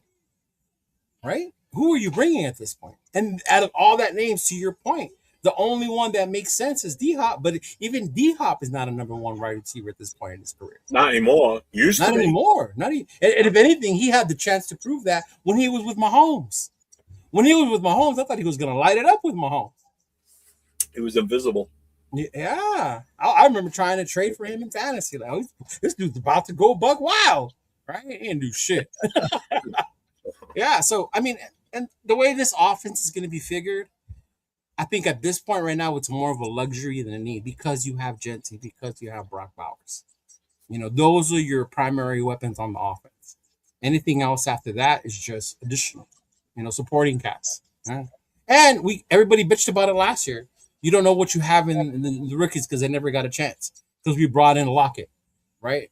So let's not do that again this year. Fucking dumbass move. Yeah, let's not do that dumbass shit this year again. Let's let these guys see what they can do, right? Like, hey, Bech, shut me the fuck up. Make me your biggest fan, bro. Have this game where you're going to come on the show one day and I'm going to be wearing that fucking jersey. No. Right, Nathan? Like, I'll get it for you. I'll get it for you. Me in Vegas with the Jack Bech jersey, bro. Make that day happen. Bech needs to be your next Tim Brown. The way you got so excited seeing Tim Brown in Houston, that's how you want to be when you see Jack Bech. Right. So Nate, what's your take? Yes or no that we need a veteran wide receiver? I'm gonna say no as well. I really want to push this wide receiver group to be better than what it has been in the past, and I think we've already added our wide receiver, our veteran presence wide receiver in Jalen Nailor. Although, maybe it's not a bigger name, that people have wanted, but he has some production in the NFL, and he sat behind a very good wide receiver core in front of him with Jay Jettas and the former USC Trojan and Biletnikoff winner. Oh, here we go. But I think that's going to be our veteran presence in that room. I want to see more out of Trey Tucker. I want to see more out of Jack Bech. And we have some rookies that I think could produce as well. Of course, we've been dying to see some improvement out of Dante Thornton. Hopefully, this coaching staff can coach him up this season. So I think really if we're trying to add somebody, it's going to be next year in the draft. I think that's what our draft need is going to be for the next year. What's that guy's name out of Ohio State? Jeremiah Smith. Jeremiah Smith, baby. I don't hope we're that bad, but if we're that bad and we get Jeremiah Smith, I don't think I'm going to be sad. Right? Uh-huh. So especially if we're like top 3. Ooh, I know. Trade that shit back to get Jeremiah. Outside of Bowers, I don't know who our stud tight ends are. We've got one. one that's proven anything out of the entire tight end. I mean, if people can believe in Santa and believe in AOC, we can believe in Michael Mayer. Hey, we're still going off potential. You know? Yeah. My take on it, I don't want to add a veteran wide receiver. I don't think any of them out there really add any value, to be honest with you. I really don't. You know, and it's again, what's happening now is because everybody looks at us as not having that true number one X receiver. Like, as soon as a player like Booty, as soon as the Patriots are talking of kicking that idea around about, trading him, everyone's like, he'd be a perfect fit for the Raiders. Of course, but is Booty even a proven number one wide He's receiver? not even that. Yeah, Booty wasn't even that. He's not a number one. He wasn't even a number one here in New England. Or Keon Coleman was the other name, right? That was thrown around. Yeah. Right? So in Buffalo. Mm-hmm. I don't think we need to add a wide receiver right now. Brock Bowers, yes, would be the number one passing option, for a receiver. He's not the number one wide receiver because he's a tight end, first of all. Who knows who's going to step up. But he's not a tight end, though. And that's the thing, though. He is a tight end, but he plays more than just a tight end. Like the wingback spot. What's up, Willie Wayne? I mean, most of the chat's kind of split. I mean, they're saying no. Some are saying yes. So the ones who were saying yes, who's the one you would bring in? So that's the biggest question, because any of the wide receivers that are out there right now is just going to be a headache, off the field. Like Debo's always been a headache. Tyreek Hill, Stephon Diggs. I mean, D-Hop isn't, but he hasn't produced really. D-Hop's older now. So right now, to answer this question, we have 12 wide receivers that are active, and 2 of them. So we've got 14 in total. 2 are on the injured reserve. One is Justin Shorter, and the other one's Corey Rucker. Yeah. So our wide receiver room is Bech, Trey Tucker, Nailor, Thornton, Benson, Derek Young, Philip Dorsett, Jason Shedrick, Chase Roberts, Brandon Johnson, E.J. Williams, Jonathan Brady, and Nicholas Henning. Where's Cedric Jackson? Yeah, where's Cedric Jackson? Didn't they? Yeah, he's here. Jackson's here. Okay. You must have said his name wrong. Then. Did I say his name? Probably said his first name wrong. You probably said Cedric. No, I said Shedrick. I said his name. But he's in there. Yeah. I just don't think that any of them are worth bringing in. I don't know what value they add. So let me ask you this then. Start with you, Leo. Which young receiver has the best chance to change the conversation in camp? Like, who do you think has the chance to come out and shine? I think Nailor. One, because Nailor was behind 2 good wide receivers. As much as it pains me to say the other one's name. But he was behind 2 good receivers in Minnesota. And the fact that Kubiak and them went out there and got him. They see something they can do with this kid. I'm not saying he's JSN, right? But there is definitely something they can do with this kid that they saw that will add to this offense with Brock Bowers, right? And then the other one, too, I think Cedric Jackson, to me, I think could be like this dark horse that we're like, oh, shit. He could be like the next. Remember Seth Roberts came out of nowhere? Like, holy shit. Like, who's this number 10? Like, all of a sudden, Seth Roberts. Well, he showed potential last year. Yeah, definitely that's what I'm saying. Yeah. And Seth Roberts was the same way before he finally blew up with Carr, right? Before they finally got like a good offense going. So to me, that's someone also because of his speed and his hands can probably make some noise. Yeah. And Diggs is coming off an injury again still, right? Yeah. Yeah. So I don't want to bring guys in with like injury history. How was problem? That dude is a problem, bro. Who wants to bring problems into their locker room? The only problem I was cool bringing in was A.J. Brown. Yeah, because that's a number 1 wide receiver. Just like Devontae Adams, it's just that Devontae at least was productive on the field for us when he was here. Yeah. A.J. Brown Antonio Brown didn't even touch anything. Right. Mm-hmm. Yeah. Like, I'll give fucking A.J. Brown all the books he wants to read on them motherfuckers. Right? Like, here, hey, take the whole Harry Potter series, bro. Just score touchdowns. I don't care. Mm-hmm. Yeah. Yeah, a lot of people calling out Benson as a sleeper. That has a lot to do with Oregon, the Oregon offense, I'm sure. But then at the same time, like, what are you expecting out of a late round wide receiver pick at that point? You know, traditionally, if someone does hit on the late round, it's not all the time. You go back to the Dylan Lobbies, the CMC 2.0s, right? He was the late round pick. A couple years back, Tommy Merlot, touchdown Tommy, didn't even make the fucking squad. Yeah. No. So Peggy says, anybody who thinks that the Raiders don't need a bona fide number one wide receiver just doesn't know football. The object is to get 5, 6, 7 men off the line of scrimmage so Genty has room. The object is to keep the safeties occupied deep and away from linebacker territory. The object is to be able to use all the playbook and the field, not a part of it. You need a guy, DBs and DCs fair now, not someone who might develop into a threat by November. 3 years and they're still single covering Trey, another reason. But that's not necessarily true, though, because even with the number one wide receiver, you still have to have the ability to get that guy the ball. As much as Devontae bitched, he was still a number one wide receiver. You just couldn't get him the fucking ball. I think the issue is that I agree. We need a bona fide number one receiver. Yeah, eventually. The fact is, there's not one out there right now. No, there's not one available to us to go pick up and be like, okay, this is our number one wide receiver. Let's go with this guy plus the supplemental people that we have behind him. Right. There's plenty of former number one wide receivers available, but they're just not that anymore. And if they're anything, past that time frame. The Chiefs proves you don't need one to win a fucking Super Bowl. That is who's the number one wide receiver? We also don't have Patrick Mahomes, though. Right? They did it with what? With a quarterback. Yeah, wasn't there a top guy that year, like Juju Smith-Schuster or something? It was Kelsey. Kelsey was the main thing. Well, I mean, not Kelsey, not named Kelsey, basically. Yeah. It was basically anybody who was able to get open that wasn't Kelsey. Yeah. Did AJ Brown have knee injury issues? When, last year? No, at all in his career? I don't think he had. I mean, like a couple of times, but not to be out like nothing major. Like I don't even think those were real, bro. They were just drama between him and the fucking team.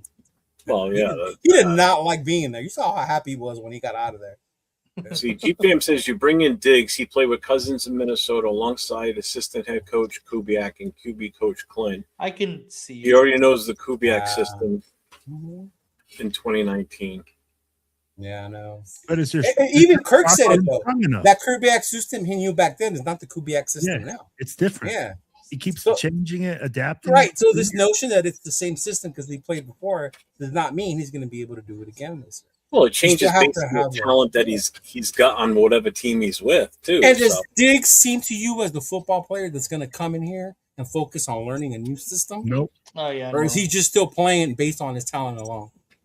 And he's going to be one of those guys saying, I'm going to run out and in. I'm going to put my hand up. Yeah. And I'm going to ask you guys this. How he's going to demand the football. 1,000%. Football in his hand.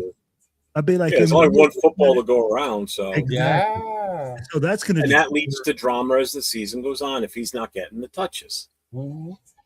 And even though when we talk about having like guys that are deep threats, right? Isn't that burners? Isn't that what we have all over the field is extreme amount of speed? I'll be like, there's a wide receiver position. It's Trey and who else? Addison or Nailor. Nailor's a burner. You got Trey Tucker, who's a burner. You definitely need people to block. You know, you got Ardell hit it right on the head too. Oh no, Jack Bech is not a burner, bro. He's a possession. No, blocker. Oh yeah. But we already have a guy though that attracts double coverage, and that's Brock Bowers. Yep. What team out there, other than maybe Denver, right, can one-on-one Bowers? Denver because of PS2. That's really it. Right? Denver because of PS2. Yep. I don't even think Derwin James can do it. Can he? No, I don't say Derwin James. Well, I don't know. Derwin James he's legit. No, he's good. He's good, but you look at some of these secondary guys that were drafted in the past couple of drafts too. They're bigger, they're stronger. They're the guys that have that same type of frame and play style as Patrick Surtain. Because tight ends are becoming a thing again in this league, like a consistent thing. Because there's a lot of teams with good tight ends, really good tight ends. And if you can't shut those tight ends down or keep up with them, they're going to kill you. Look at us. We can't, no matter who it is, we historically, every year, no matter who it is, we can't stop tight ends. And it's not just this regime of coaching can't do it. No, this goes all the way back to what the hell's his name from the Chargers? Antonio Gates. Yeah, it's not go back as far as that. And Antonio Gates, Tony Gonzalez, Kelsey. We still to this day, Kelsey. Imagine those three are elite level tight ends, though. They weren't just regular tight ends. Yeah, and they're all in our division too. But still, it's like we always have bad history against tight ends, regardless of who they are or what team they're on. For some reason, and you know what that is? That's bad play at linebacker too. When you don't have good linebackers and they can't keep up with some of these tight ends, And we haven't had a good linebacking core since the law firm of Morrison and Howard. Was that after? That was after Beaker, right? Yeah, that was after Beaker. Yeah. Kirk Morrison and Howard were the that's like 07 or something like that. Yeah. Mm-hmm. Because says we need a guy who instantly tracks double coverage. That defenders, people have to game plan for. Unfortunately, they're hard to find these days. Maybe we wait to cut. See, now if we were to find a wide receiver like that, imagine how much damage Bowers would do even more. Because if you think about it, when we had Tay, that's when Bowers went off. Yeah. Mm. Well, and you think about what happened last year? Seattle. Yeah. Seattle had JSN. Oh, yes. Shannon Sharp. I forgot about him, too. Oh, my God. The fucking horse. Fucking hated that guy. Man, that I couldn't stand Sterling Sharp? I love Sterling Sharp. Shannon Sharp? Ugh. Yeah. I hate Shannon Sharp. Let me ask you guys this. Seattle, JSN became big in Seattle, right? Was he a big name coming out of college? No. Yes, he was a big name already, bro. Oh, yeah. If people are telling you JSN was only good because of Seattle, stop talking to them. No. That's why I was asking you guys. Yeah. No. I said, was JSN before he's Yes. So he was a legitimate one? Ohio State. Yeah, Rose Bowl. Ohio State Rose Bowl against Utah. Oh my God. Yes. Oh my God. He was insane. Yeah. Right. So the kid had a nickname before he even came here. Right. Mm-hmm. So we're going to move to the defense now. So Raiders defense, money spent, no excuses. So let's talk defense. We put a shit ton of money in this. I think was it 147? Is that what it is? 147 million, I think is the number. Leo, we'll start with you. Is the defense under more pressure than the offense going into camp? I think the offense is just because of Mendoza and Shinty. There's more expectations. Mm-hmm. Yeah. I think the defense, because it's still young, there's a lot of they could be this if they develop, right? They could be that if Robbie Leonard's system works well, right? But I still think the offense is still under more pressure because of how young this defense is. Yeah.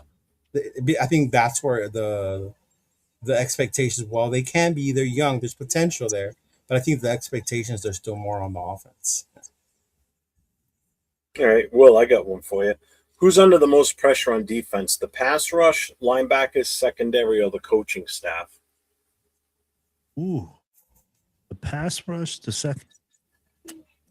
Who's Columbia playing? The most pressure, the guy that's under the most pressure right now to produce is going to be Max Crosby. Straight up. Because guess what? His trade just got, rescinded. He has a big chip on his shoulder. So honestly, if he really wants to show up and show out and say, hey, man, I'm that motherfucker. He keeps going out and saying, hey, man, I'm him. I'm him. That motherfucker, guess what? You better show me those numbers this year, and you better produce at a level that is, more than 10 sacks a season, 12 sacks a season. You better be in that top 5 for sacks. You better have fantastic numbers and lead this team. So I'd be like, at the end of the day, I'm like, I think defense is under some pressure because defense is always ahead of the offense. And this team is going to rely heavily on its defense to keep it in games early in the season. I think a lot of it's too the money that we spent too is why the defense is going to be under pressure. But if I had to answer this one, I would probably go with Robbie Leonard is under the most pressure because this is his first stint as an actual defensive coordinator. You know, is he being allowed to instill the defense that he thinks fits best with the guys that are on this roster, or is he going to still be trying to use what Patrick Graham showed him, or is he going to listen to Kubiak and, you know, take what he's given for advice with the defense? You know, is Kubiak just setting him loose and letting him do what he wants? So I would pick the coach, to be honest with you. I think the players are the players. I think it's the coach that's really under the pressure. He could be a one-and-done defensive coordinator for all we know. Yeah, but even the players talent too, and money though, we've spent. The coach will prepare you to a certain extent, but the players still got to go out and execute. And they have to have the talent and the ability. But ultimately, I get that, but the coach is still ultimately responsible. Right. Hey, same You're thing only with last year. do so much with whatever coach talent was you have, horrible. right? Yeah. Okay. You know, we could have had Buddy fucking Ryan as our defensive coordinator last year. But with the players we had last year, we weren't going to do shit. Especially once Max went down. Well, especially with all the crap that Pete Carroll brought in for that's what I'm saying. We could have had the best named defensive coordinator out there on this fucking squad. But it wouldn't have fucking mattered because the talent just wasn't there. And I think that's what they're starting to do, though. Yeah. Nate, I got a question for you. Yep. Do you think the fan base is expecting the defense to carry the team early at the start of the season? I think Leo kind of answered this. I think there's more expectations on the offense there right now because of the draft capital that we invested on that side of the ball so far. You know, most of our first round picks have been on that side of the ball. And that we have right now. So I do think that it's going to be more heavily leaned on the offense than the defense. I think the defense is still young and they need time, especially with how you were saying there's a new defensive coordinator. So I think that it's definitely going to be more relied on the offense in the beginning of the year because of the players that we have on that side of the ball. All right. Keyron Crawford signing his rookie deal is part of this too now. So the defensive front, it's getting deeper. You know, we're getting the players in there. He may not have to be a superstar right away, but what do you think of his potential overall? We'll start with Will and go across. You think he can like rotational snaps, or is it more? I'll be honest, man. I don't watch a lot of college football. Like I said, I'm not a big college football guy.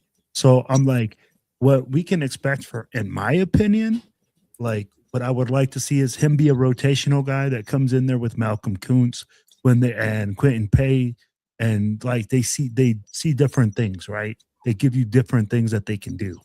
So that's where I see him fitting in.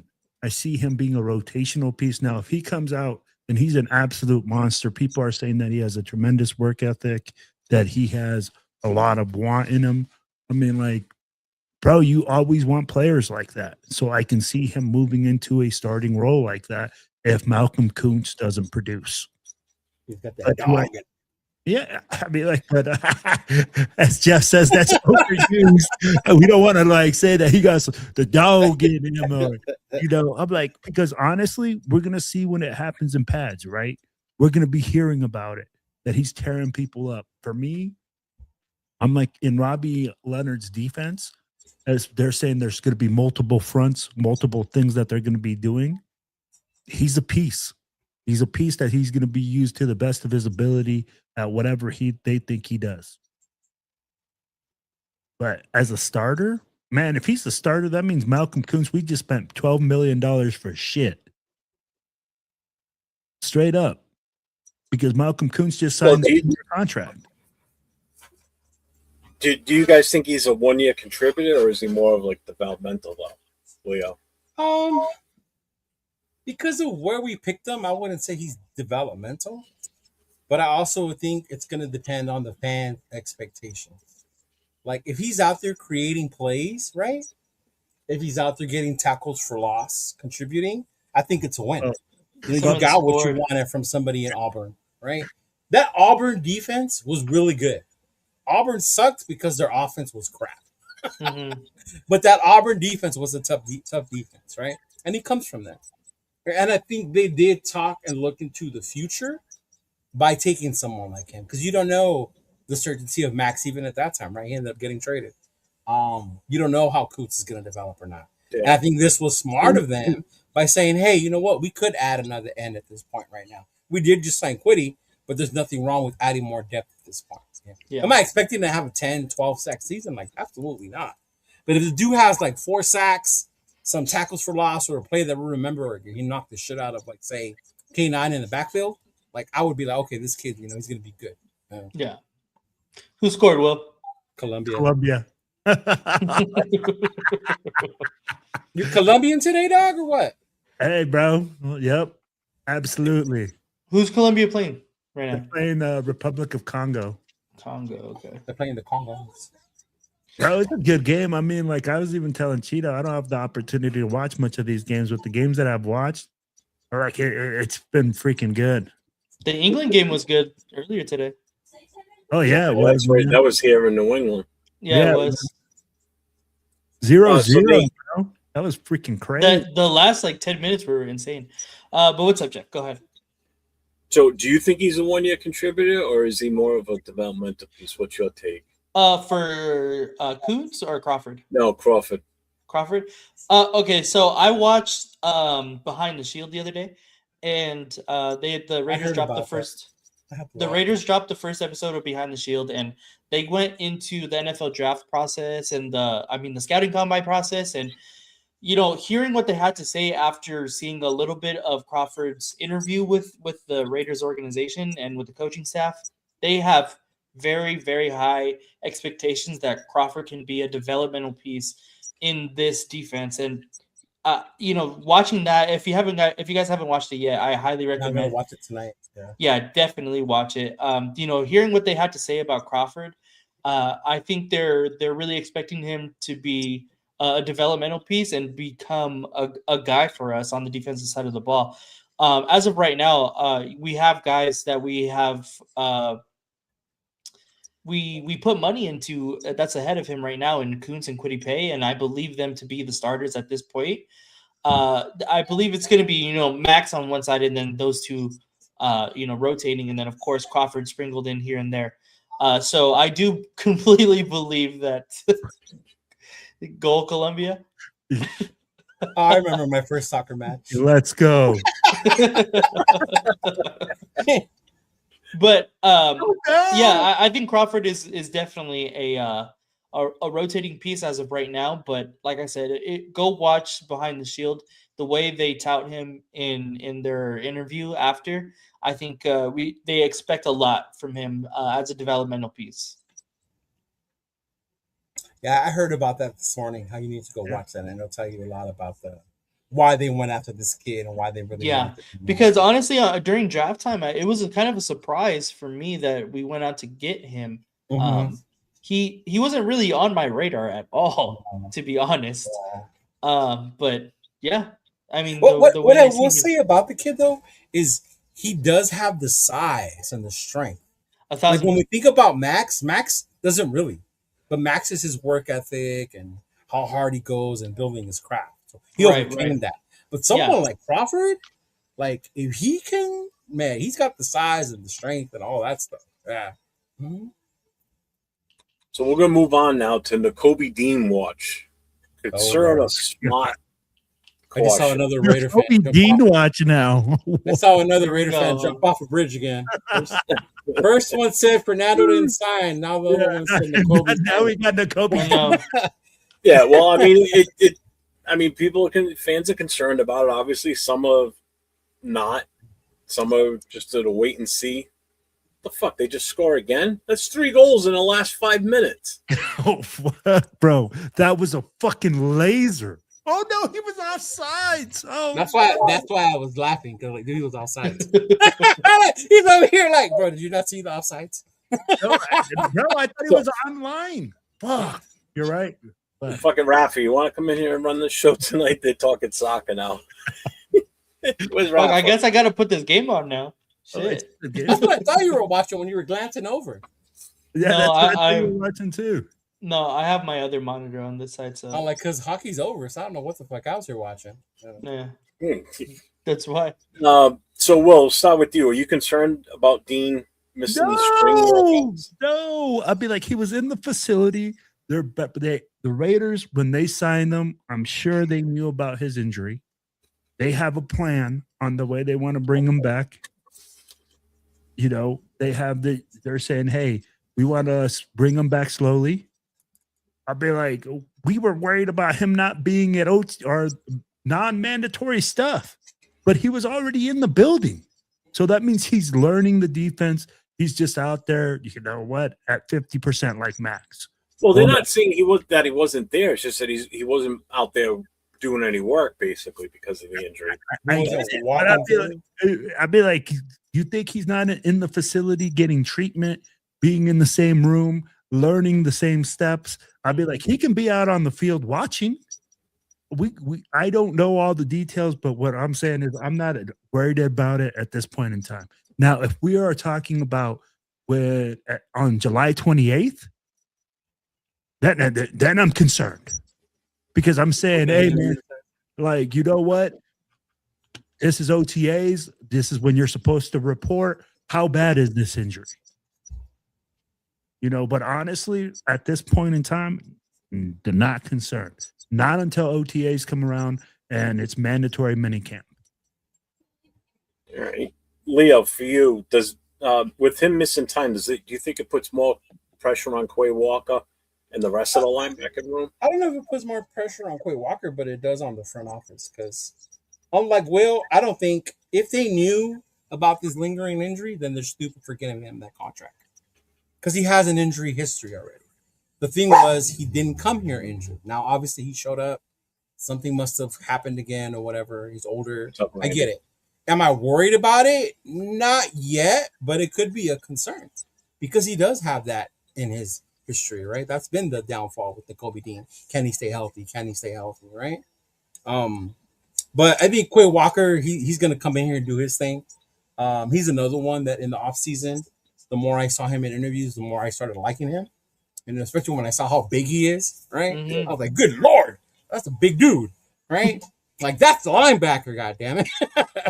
But yeah, with Dean, I'm not too worried about it. OTAs are basically, I think we put a lot of it as fans, they're walkthroughs. You know, you're barely moving. So if somebody like Dean is not out there, or our 4th round corner is not out there, it's no big deal with this point. Oh, so then that means all those throws by certain quarterbacks and running backs running the routes and so it really doesn't mean anything, right? They don't. No, they don't. I said that either. You're in shorts and t-shirts. I agree with you. I'm just, you know, like how some people it looks pretty on a reel out there. You know, don't get me wrong. It looks, the way the Raiders do the film, it looks beautiful, right? But I'm not out there saying like, oh yeah, that's Tom Brady right there because of that. No, Thank you. Like, no, like stop.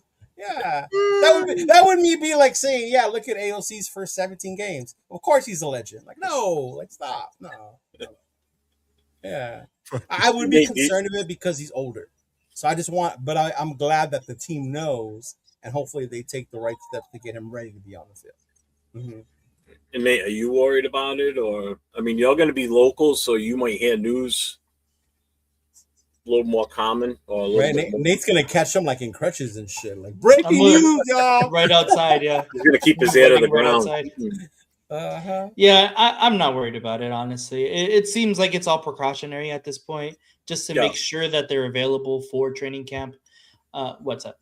I'm just saying. Yeah. But yeah, that's what it seems like at this point right now. So I'm definitely not concerned with the Kobe Dean.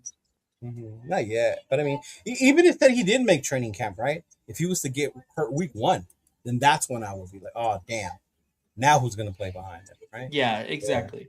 100%. G-Family's joking. I know what he's asking. What? Because Randy asked, he goes, "Yo, did Max Crosby pass the physical?" It's just going back to the whole Ravens thing. But he does though too before he gets on the field. Even Max isn't out there practicing. He's in the building. He's doing treatment, like Will was saying, as far as the Kobe Dean. I'll ask him on Monday, guys. Don't worry. There you go. You ask him. You go, hey, yo, what up, black boy? How's the knee looking? For real. So we're moving on to the next segment. There's kind of breaking news this afternoon, late this afternoon. There will be no 2026 supplemental draft, so that means Sorsby has to wait until the 2027 NFL draft in Washington, D.C. So, Leo, were you surprised that the NFL decided not to hold the supplemental draft? I was. I'm glad, too, though, man. I was surprised. Letting the kid come into the league that way is like you're just closing your eyes to what he did. And I'm glad the league said, you know what? No, we're not going to do a supplemental draft. If you're going to play in the NFL, you got to wait till next year. And I'm so glad they're doing that because this goes beyond him. Like, if you watch college football, it's a whole nother thing now. These kids are making more money before they even sign their first NFL contract. Some of them make less money than signing their first NFL contract. Like, let that sink in about the type of kids that are coming over here. So the NFL sooner or later has to get a hold of this bullshit, right? And the NCAA and find some way to bring this shit down, bro. Like, for real. The funny part, though, about all this is the NFL's main sponsors, right? DraftKings, FanDuel, all that bullshit. Yeah, which is what I said in the chat when you brought that up, right? Yeah. Uh-huh. It's like, but yet on commercials for Fox and all these other broadcasters, you see DraftKings and, you see some of the stadiums actually have draft. Don't they have like a DraftKings stand in some of them? Yeah, or the ones that allow it. Yeah, they have it inside the stadium. Like right. Actual so it's like, yeah. What the fuck? It doesn't make sense. So, Will, if Sorsby would have been available, would you have wanted to see the Raiders take a stab at it? Fuck no. Okay. Fuck no. If we didn't have Mendoza, would you have wanted it to happen? Changed the answer, didn't it? No. Oh, I would have. No, if Mendoza wasn't, if we didn't take Mendoza, I would have definitely wanted us to. Bro, I have character issues with that, bro. Every single pass, it's like you said. I would be debating if this guy bet on the game, if he overthrows somebody, if he underthrows somebody, if he throws an interception in a clutch moment. Yeah. You know that there's going to be speculation on that. Let's be real. But to his defense, he was always betting on the over, so he was never trying to throw games like throw interceptions. Or, I fumbled. He was trying to put points on the board. But even in doing that, say you're trying to force a pass to get another score, and that causes a turnover. Even you trying to score more can lead to a mistake. But he's not trying to undercut the score, basically. But he's still trying to change the outcome to his favor. Bro, you're still betting. And mind you, this was at Indiana, motherfuckers. Mm. Right, holier than thou, the Hoosiers. This was when he was at Indiana. It started. It wasn't just at Texas Tech. Yeah. Mm-hmm. But I like how the young guy was shaking his head when we were talking about the. I think it's so character issue. The young guy was over here like not character. I don't think it's a character issue. I think it's like it's so regular to sports bet now. Like it's right. It's insane how regular it's become. Mm-hmm. How often I speak with just my peers, like people around the same age, of like, oh yeah, I put the under on this. Oh yeah, I put. I had this guy for this much, or I had whatever. Like, it's become such a normal, just typical conversation that I think that because it's become so normal that this is only the beginning of the issue. Right. This, by far, is only going to be the beginning, because I can guarantee you that this is happening everywhere in the United States. Oh, sure it is. 1,000%. So, I mean, it's the same concept as fantasy football. If you think about it, it's still fantasy football. A little bit. A gambling. That's what I told him last week. It's not the same, but yeah. It's It is because you're still paying out money. You're still paying money in for it. But I'll tell you, and Nate, I agree with what you're saying. How it's become such a normal thing now. When I used to work at as a bouncer in Providence back in the 1800s, I used to have to on Friday nights. I used to have to get the card from one of the bartenders and kind of secretly in the back fill out the card, give him the cash, and then he would. I remember those cards. And that's how I used to have to do it. I would pick certain college games, and then I would pick all the pro games, and I would go either the over or the under, and then give him whatever amount I wanted to put down on that card. Give him the card, and he would pass it off to a bookie, like a legit, not a legit, but like a real bookie, like in the back of a bar somewhere in a secret room. This guy's running all these numbers and shit, and running all these cards. So you had to get it in Friday night. So a bunch of us would be sitting there at 2:00 in the morning towards the end of the night, filling out the cards and giving them to the bartender. Yeah. Now you just pick this up. You just bang a couple out in 10 seconds and you're done. Yeah. But even to that, so Doppelganger says, even though it's normal and I get it, but I think the NFL has made it known that it's normal, but as a player, you're still not going to be allowed. Exactly. Look at what they did with Calvin Ridley. He missed a whole year, bro. Mm-hmm. He missed a whole, and that dude has not been the same since that. Yeah. And what I was gonna say is I think it's a good thing that the NFL is nipping it in the bud before it's becoming a bigger issue than what it needs to be. Well, their press release, they take gambling seriously. Okay. Yeah. And they have by who's gotten caught in the NFL on the punishment. It hasn't been like a slap in the hand. Yeah. But it this is like one funny, of the like at the bottom of like, say it's on NFL.com, yeah. The advertisement at the bottom is DraftKings. Right? Like, I would really get suspended a year for gambling. Place your Sponsored bet. by DraftKings. Yeah. Sponsored by DraftKings. Exactly. Yeah. So Doppelganger says supplemental draft is a stupid concept. I don't think it is. It's there for players that are like, perfect example is, let's say, Chambliss. If he got denied, and it would have already been after the draft, if he got denied his extra year of eligibility, he would have had to come in through the supplemental draft. And here's a kid that just aged out of getting another year, but now he would have to wait until next year, but he couldn't play in 2026 at the college level. So he'd have to sit out a whole year of not actually playing football. Yeah. So this would allow him to get into the supplemental draft to be picked up by a team and get on the field this year. So it is a good concept. It just doesn't happen that often. So when it does come about, a lot of fans don't understand how it works. And I covered that Friday night on my show, on the No Huddle show, how the whole thing works. So the supplemental draft is a good idea. It is. Look at do you guys know why Terrell Pryor got kicked out of Ohio State? Because he was selling his jersey signatures or whatever. For what? For what? A tattoo. For a tattoo. Yep. This wasn't money. A tattoo, right? And he lost his whole year of eligibility at Ohio State. And he came out in the draft. And he came out in the supplemental draft, and then we ended up getting it. Chambliss would have been a perfect example. If this was a couple, like, I think, what was it today? I think I sent you guys the thing, the new NCAA rule about no more redshirting. That's it. No more 8, 7, 6, 7, 8 year seniors. You get 5 years, bro. 5 years to play, and that's it. No shit. I didn't read the whole thing.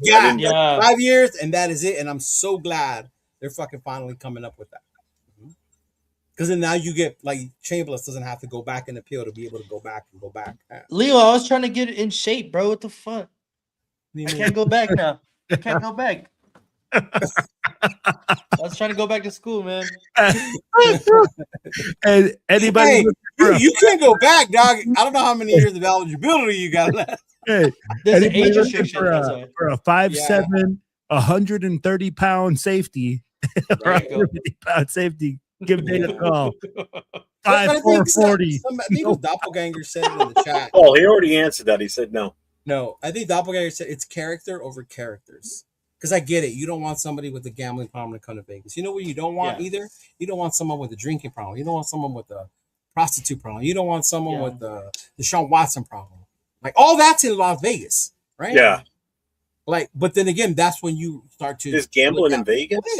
There's gambling. No. There's massage parlors, Yeah. So let me ask you this, Nate. This question is going to be for you.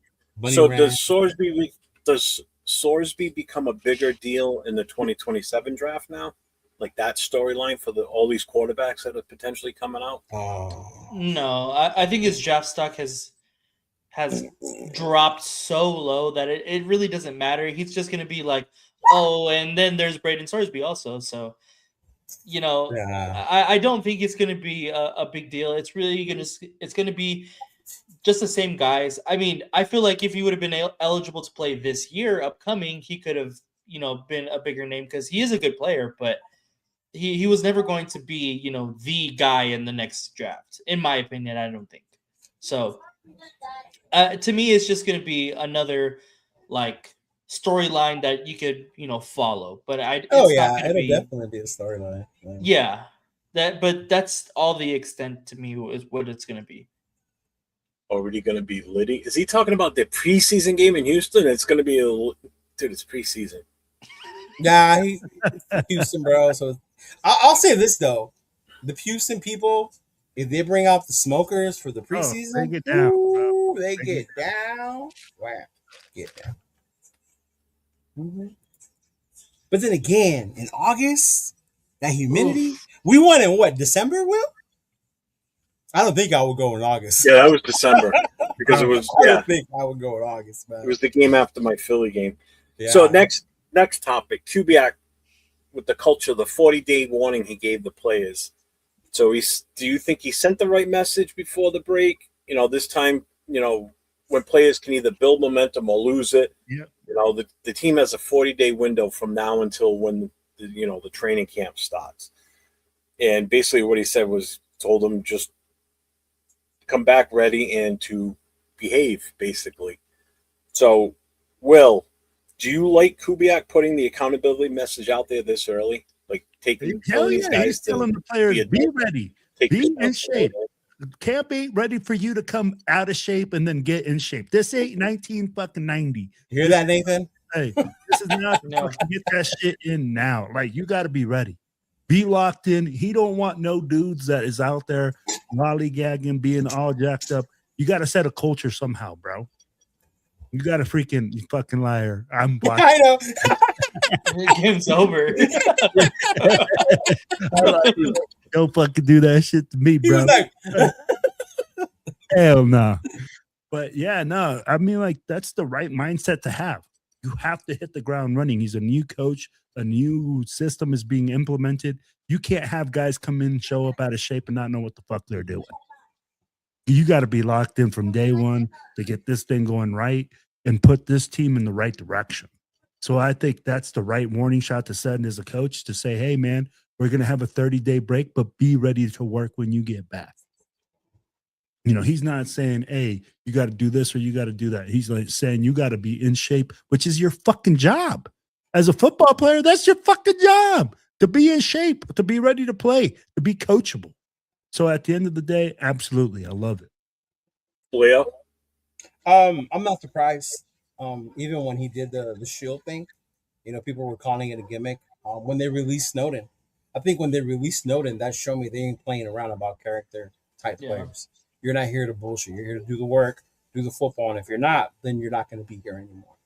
And him sending that message to them, and it's true, because a lot can change in 40 days, right? I mean, I remember when I would go out to deployment, come back fit as fuck, like hell yeah, right? I'd be home for like 3 weeks, come back to the ship, like, oh fuck, what happened? His buttons are screaming. Like I gotta go get the big boy overalls. Like, oh shit, like god damn, like, what happened? And that was in 3 weeks. So I could imagine, bro, you give someone a month, over a month, like, yeah, if you don't take care of yourself. And I think these guys know that, especially the veterans, especially when that comes down. But I'm glad he did it. I'm not surprised. Especially, I'm holding the vets, too. Hold the other ones, because they can still talk to each other. They can keep each other accountable. I think Kubiak said they're going to call in and check in on them, see how they're doing and things like that. So, yeah. Mm-hmm. Nate, what's your take on that? Yeah, I mean, what Will and Leo had said earlier, that it's completely on the nose. I think it mainly was just to show, like, we are trying to set this new this new organization, this new culture. Fuck, thank you. This new culture, and it starts with us. Like this is the first year of this new regime, and we're going to set it right. And if you want to be a part of it, great. Show us you're ready and available to be a part of it. If you don't want to be a part of it, or you're going to fuck around, we are not going to take that. So that's exactly what he's saying here. And I can respect that, honestly, because that's what you have to do if you're trying to turn around an organization. And that's obviously what we want here. All of us wants this organization to be turned around. And so Clint Kubiak is definitely getting pointed in the right direction. All right, I got a question for each of you. And we'll start with Will. Just give me the name, and then we're going to move on. Give me a name of one player that you think is going to come back out of shape. Will. Who's your odds-on favorite? Out of shape. Fuck. Why you gotta bring up a guy like that? That's probably it's gonna have to be a D lineman. It's gonna be a D lineman, a D tackle. Who though? Say a name. Yeah. Fuck. Oh. I'm gonna say. Fuck. I'm gonna say Adam Butler. Nah. Yeah. You're 805. You're like he's on vacation right now with his family, man. hey, and that's the reason I said it, just to get him all spicy. Nah. Leo, who's your pick? I'm trying to think. Who would it be? Who would I pick? I'm gonna hope it's the kicker, Matt Gay, so he gets kicked off the team. The kicker's out of shape. The guy can't kick the football.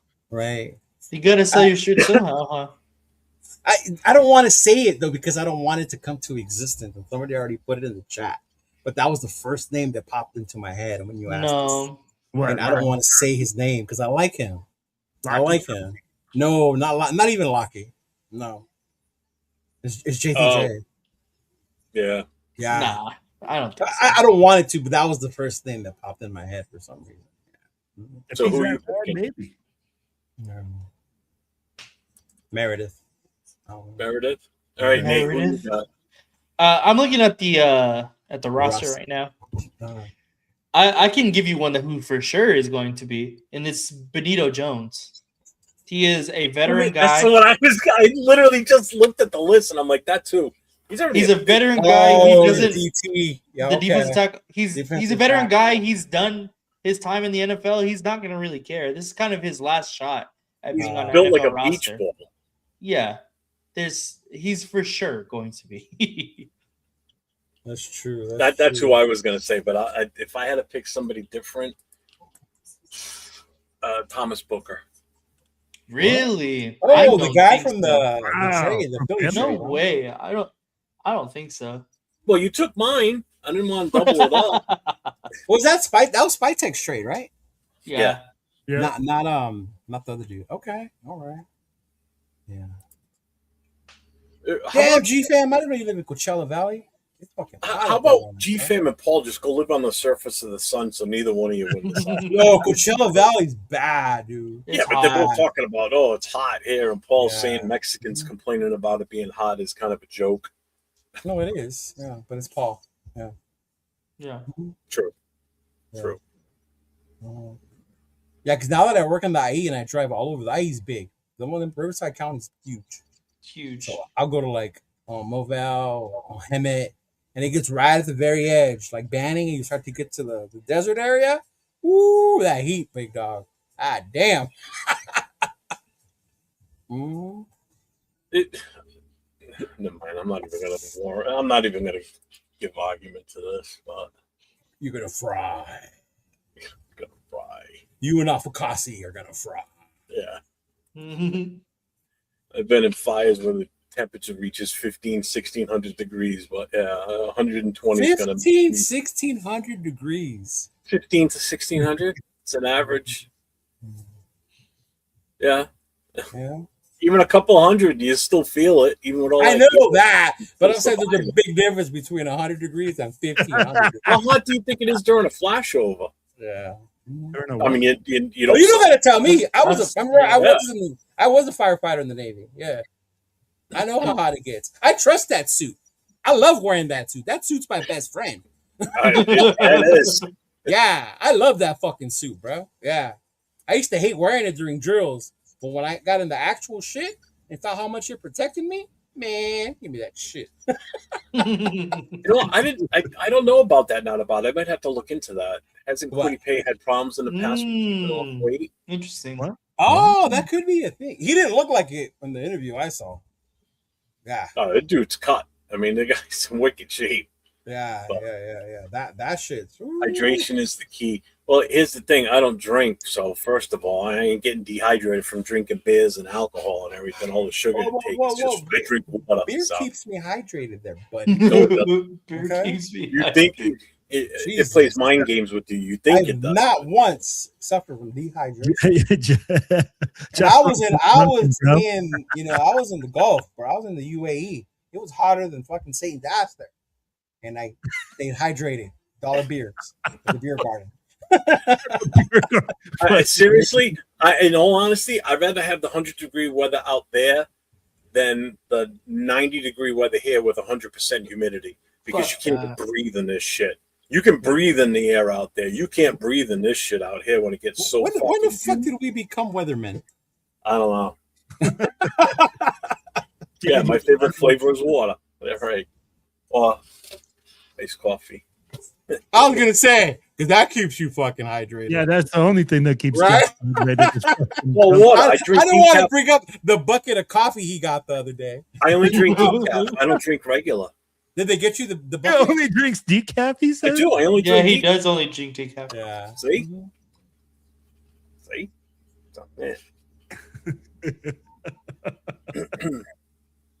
Where's that? Is that all right? So we're here in LA? Actually, no, not final takes. We'll be coming up to that in a second. Real quick, I need to get this out there because we need to stop pushing this for him. Yeah. Anybody coming to New York for the Raiders and Jets game? That Saturday night party at Reds. Phil Villapiano will be there with a book signing that Saturday night, October 31st, from 6 p.m. to 8 p.m. He will be signing books. And books only during that 2-hour time frame. The books are $30 a piece. You can buy them there. The signature, it costs you $10 for the signature, so $40 gets you the book and the signature. If you bring your own book, it's $10 for the autograph. All right, but there will be books there for purchase on site. Can I take a picture on the front of the book that I want him to sign? Well, he's going to stick around afterwards for a little bit, so that's when it's going to open up to everything else. Because he may have, I don't know if he'll charge for that or not. I'm not handling that part of it. That's Terry. That's her. That's her guy. So, because he is the founder of the Jersey Shore Booster Club. So, and his book is about his life, like Raiders before all that. Yeah. Yeah, he's a cool ass dude, man. If you've never met, he is. I know he's one of the coolest. Yeah, he's the type of guy that, type of ex-player that, former great that you could sit down and just bullshit with. Yeah, down here in LA, we call him Fool. Yep. Yeah, what up, Fool? That's how he is around it. Yeah, that's the name he's got. That's his nickname. Yeah. So yeah, the good thing is I'm going to get to eat dinner with him that night too. So I'm excited because he's going to be there early. We got to set up and everything. So. Wow. Yeah. My bad. Excited. So I'm looking forward to it. Give him a little tug under the rug too. What's going on there? Yeah. Just like that, huh? Right? Yeah. Inside scoop. You see that? What up, Widow? Our Diana Rossini. I didn't make a flyer for it yet, but anybody coming to the New England Patriots Raiders game? Nobody cares about that. Saturday night or Saturday afternoon at 4:30. What's going to that? Is going to be the tour at Fenway Park. So from 4:30 to 5:30 is going to be the guided tour at Fenway Park. And then at 6 o'clock, we're going to walk right down the street and go right back into Fenway Park at the location called Game On. So it's $25. 20 is it 25? Shit. Hang on. All those papers, and you can't remember where you put it. I already did that. Did you? Shit. I don't remember the price on it. I'll be in Rosarito that weekend. But I'll be putting the flyer out for it by the end of the week. So make sure you guys that are coming out for New England or the Jets game, if you have any questions, get in touch with me. We'll have all the going ons. So final thoughts, final takes. Leo, what's your biggest question before the week one of the training camp? My biggest question is going to be, are they going to open up training camp for us to be able to go see them? That's exactly what was mine too. Well, what did you say again? Are they going to open up training camp practice for us to be able to go see them? Okay. Oh, Nate, that'd be awesome if they do for you, man. 1,000%. Mm-hmm. Yeah, I'd be there like every day. That would be my biggest thing, and then just how they start playing with pads. You know, like we keep talking about, Rodgers or Grant is going to take so and so's job, and he's already like the best offensive lineman out there. Like, let's let them put on pads, let them do some hitting around to one of each other, and see what goes down, bro. You know. Yeah.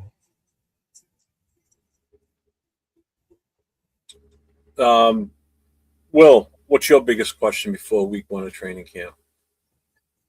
Before week one of training camp? I didn't stutter, right? No. Okay. Not this time. Shit. Bro, honestly, just how much these players have retained. You know, like from the system, from like what these coaches are out there coaching, just to see, hey, is it sticking? Are these guys changing their routines? Or are these guys learning from these coaches? That's about it. Thanks, Chief Fan. Nate? My biggest question. That's difficult because the questions start to develop once training camp is underway. For me, because that gives you a little bit more insight on, position battles and coaching staff wise and playbook implementation and things like that. So it's kind of hard to have a question before camp starts. I guess it would mainly be like the contract situation. Does that get resolved for both players? I'm sorry, not both. We were talking about Nakobe Dean, but that's not a contract situation. Yeah. But for Fernando Mendoza, do we have to, is it become a bigger issue, I guess? I mean, I don't think it does, but it's possible at that point. But to me, that would be, I guess, the biggest question for me. For me, I want to see if this team can turn off-season hope into camp competition. I want to see real competition for these positions that they're just not positive on who's going to be what. We can all talk about Mendoza and the wide receivers, the defense, the culture, but when camp starts, jobs are on the line and excuses start to disappear. Like, you can't keep making excuses for these guys. They either got to put up or shut up. Plain and simple. Jack. Huh? Yeah, Jack. Yeah. Be more than just a good story, bro. Yeah. Hey, Leo, Bueno's got a question. Any I'll events ask him with Saturday. lowriders coming up around IE that you know? There is, brother. The IE Familia, they're not a club, they're just a family. They're doing their dance in August, and they're gonna have lowriders and cards there as well. So if you follow IE Familia on Instagram, Bueno, or hit me up, I can send it to you. But yeah, that's going to be one that we're going to be doing in the IE in August. It's like a dance that they do, kind of like most people would do like a barbecue before the season starts. So then they do one, a dance, which is pretty dope. And they're cool as hell, bro. It's like old school type vibes. Like, yeah. That's cool. But that one, the IE Familia. And Bueno, go check out the video, bro. I went to the gas station chicken just for you and Anthony. I saw that. I forgot. I was like, wait, I'm in Riverside. And then there it is. What is it called? Which one is that one called that you went to? Country chicken. Mm-hmm. Country chicken. Yeah, and then there's another one that's crispy chicken. That's the one. That's the one I've been to. There's two of them. Chicken. Yeah. Yeah. You gotta see the other one, the country chicken. Their biscuits are good. They already come glazed, and you don't even have to put honey on butter on the biscuits. Like they're already like, yeah. I'm like, ooh, yeah. Mm-hmm. Crispy crunchy chicken. Yeah, that one. Yep. Mm-hmm. We'll start with you, Will. What do you got going on? You got anything you want to bring up? You know what, man? Shoot, I forgot the link, but if you guys didn't something just come across your desk you brought up the other day? I don't know. I saw you do a video. I got to share with y'all. Like the one I do want to talk about, man, I'll tell you guys like this. Our brother Glenn is having a fundraiser for his family. I don't have the link up for the GoFundMe, but it's on my Facebook page, TikTok, everything like that. That's the one I want to man. Yeah. Like, if you guys can help out, most people know Glenn as the guy that goes Raiders woo. Pura vida. Yeah. Pura vida. Like, he's a great guy, man. His oldest son passed away, so we're trying to get him some help. And I mean, like, whatever you guys can contribute to that, please do, man. That's the one thing that I do want to bring up. We're almost. You think he's almost there at the goal too? Yeah. Yeah, he's close. He's close. I'll tell you what. When I saw that video pop up the other day, him with his family talking about it, and when Little Woo wasn't in the video and he started talking, I'm like, no, don't tell me. Yeah. I didn't know we had an older son. I've never met him, so I wouldn't know this. Yeah. All I thought of was Little Woo, and I'm like, I'm sitting and watching this video. My hand over my mouth. I'm like almost in tears at this point because I'm thinking it's this poor kid, right? Because I've been looking forward to meeting him when I get out there to Vegas and in LA and everything. I want to meet them both, And I actually, once I saw that it wasn't him, my daughter said, "What's the matter?" She goes, "You don't look right." And I said, "Well," and I showed her the video. I said, "This is who I thought he was talking about." And I showed her some of the video clips of him and Little Woo doing what they do. Yeah.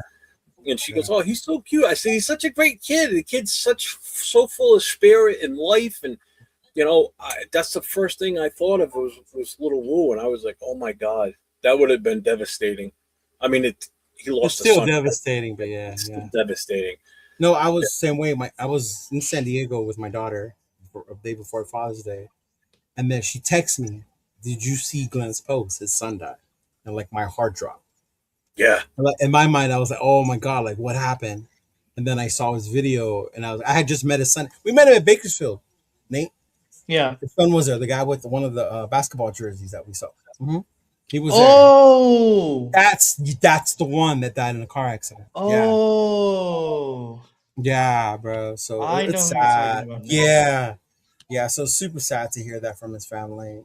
So thoughts, prayers, and condolences. Link in the chat. There it is. There you go. Yeah. It's also on our social media pages. The 3 of us. Yeah. Mm-hmm. Kind of how's it go on from that, I guess. Leo, what do you got coming up? You got anything? No, but I know you said Wednesdays we do the connection show. There is going to be a change. Now with my new work schedule, I have to move the Poodle Raider podcast show from Mondays. I can't do it on Monday anymore. I have a client that goes from 5 to 8:30. So I am going to move it. I'm just confirming with the other people to see what day we move it to. Yeah. So I'll figure that out. And then, like I told you guys later on, we will bring back the connection show, but once we start playing games, once we start with the Arizona one, the preseason into the season, things like that. Because it's kind of like what we do on that show, our reactions to the game, how pissed off were we, how disgusted were we, kind of that type of shit. After we've had a couple of days to calm down. Right. Because if you do it the day of or the next day, maybe a little silence. I mean, you look at what happened last year. If we went on live after we beat New England, we would have thought we were going to the Super Bowl. The way the team played that game. Like some content creators did. We got our answer a quarterback. Yeah. Won't say names. Right. But So, but that's the only thing. They're part of a monument. Next, Rich Gannon. Yeah. Gino was killing it. He was on fire that day. It was the solution for the future. He did throw an interception that day, though, right? He threw one, but it wasn't really his. Like, it wasn't like a bad one though. Okay. He still threw the ball though. Yeah. I mean, he started his career interception freaking year. Yeah, and then don't forget, we do still have the backpack drive still going on. For the city in the Inland Empire, we'll be doing at the Boys and Girls Club in the city of Fontana. I reshared that flyer today. Shout out to those of you that have donated already. It is Prime Days, so it is Prime Day, and we do have a wish list on Amazon as well. So if you want to take advantage of Prime Day and order it that way, and then in about a month, less than a month from now, Bolsa Chica takeover. Bolsa Chica takeover with Mike, Raiders Against the World, Mob Movement, moving to Blackouts. We will be there. Some of the TBH fam, they're making it this year. They're going to roll down to Bolsa Chica. They're tired of being in the heat, so they're going to come kick it with us in SoCal on the beach. So definitely looking forward to that, man. Yeah, what you call it? What's his name? Israel's coming down. Angel's coming down. Yeah, so they're all coming down from up there. So it'll be good. Bro, I heard people are going to wake up at 4 a.m. to go get spots. You have to go early because it lines up. It's only one way in to where we're at. Yeah, so man. You're going early. We got in line like at 7 in the morning. 7 in the morning. Yeah. Mm-hmm. But obviously, if you want to be the first one, Prime there. Yeah. Mm-hmm. Damn. And it's a 2-day event this year. So Saturday's the beach event. We will be there. There will be volleyball games and tug of war and stuff like that. And then the next day is like a Sunday brunch, and that's the one I was telling you where Greg Townsend's going to be there. Mm-hmm. Yeah. All right. So Nate, now that you got your first official show under your belt, being in Vegas, I'll give you a moment to say what you want to say. The spotlight is yours. I don't know. I mean, it's really kind of still surreal. I've only been out here like living for the past like 5 days. So it's kind of hard to say like, oh, it's so different or it's so the same, or, it still has a lot of adjustment to do, a lot of packing. You can't really see, but the boxes are right off screen here. So there's a bunch of stuff that I still Bueno, you moved. Yeah, I just got out here to Vegas. So, but what I was going to say at the top of the show is the media is going to tell you, and content creators are going to tell you that Vegas has no fans. There is no Raider fans out here. And I'm here to tell you that is the absolute dead honest, not truth. Thank you. An absolute lie. Everywhere you turn, everywhere you look. Fake news, you mean? Fake news. There is Raiders stickers. There's Raiders license plates, shirts, jerseys, hats. Everywhere you go. You hear that, Wilfredo? Do not, believe the content creator bullshit that, there is no Raider fans here in Las Vegas. That is absolutely terrible. No, there is Raiders fans everywhere you go. People will be rocking their stuff. I will say though, not as many as there is Golden Knights fans, but that is okay. That is okay. Because they've been champions recently. Exactly. Mm-hmm. So once we get to that kind of prestige, I completely and fully believe that the Raiders are going to be one of the biggest and hottest tickets in Las Vegas, more than it already is. So I think it's going to be, I think it's awesome. And I'm here to tell you guys that obviously do not believe, the propaganda. There's no Raider fans here. Even when you go to local 1,000%. Casinos, there's Raider stuff in those casinos. Yeah. All the time. Right? All the time. All the time. Yeah. The Orleans has a blackjack table that's rated out. Yeah. Can we go back to the questions when I asked you who's going to come back before training camp starts out of shape? It might be Nate with all the food and everything he's going to be. Can we switch it to that? Because he's going to want to try everything that he had never had before out there, and it's like all these different restaurants and shit. Bro, he's going to have the inside scoop of where to go. Yeah. Chinatown is my favorite place. You know what I think it is, Nathan? It's not that they're not Raider fans. They expect them to be the way Oakland Raider fans are. 1,000%. And that's the difference. They're not going to be. Even LA fans are not Oakland Raider fans. No, they're not. Yeah. No. Yeah. We're just different, and I think that's not gonna happen in Las Vegas, even when we win, right? It's not because it's not. Vegas is still a different culture. It's a different group of people that are always going to be there. Yeah, on game weekend we're going to come down and we're going to invade and all that bullshit. But once we're gone, you guys are still the ones that are going to be there repping the Raiders. Yeah. Mm-hmm. What's up, SoCal Sal? I'm glad you said that because I tell people that all the time. Like, I see them all the time when we go down there. Yeah, exactly. Mm-hmm. So it's insane that people say that there's no Raider fans here, that there's it's wild. I'm like, that's like the first thing I noticed. Maybe I'm a little more keen to it because, you know, it's something that I notice, but it's literally everywhere. It's literally everywhere. Have you been to Red Rock yet? I live right next to it. You do? I figured. Okay. So, Will, you got any shows coming up this week? Yeah, man, I'm going to be doing the Silver and Black radio podcast this Thursday again with my crew, and we're going to be getting people together and just... What crew? Who's going to join you?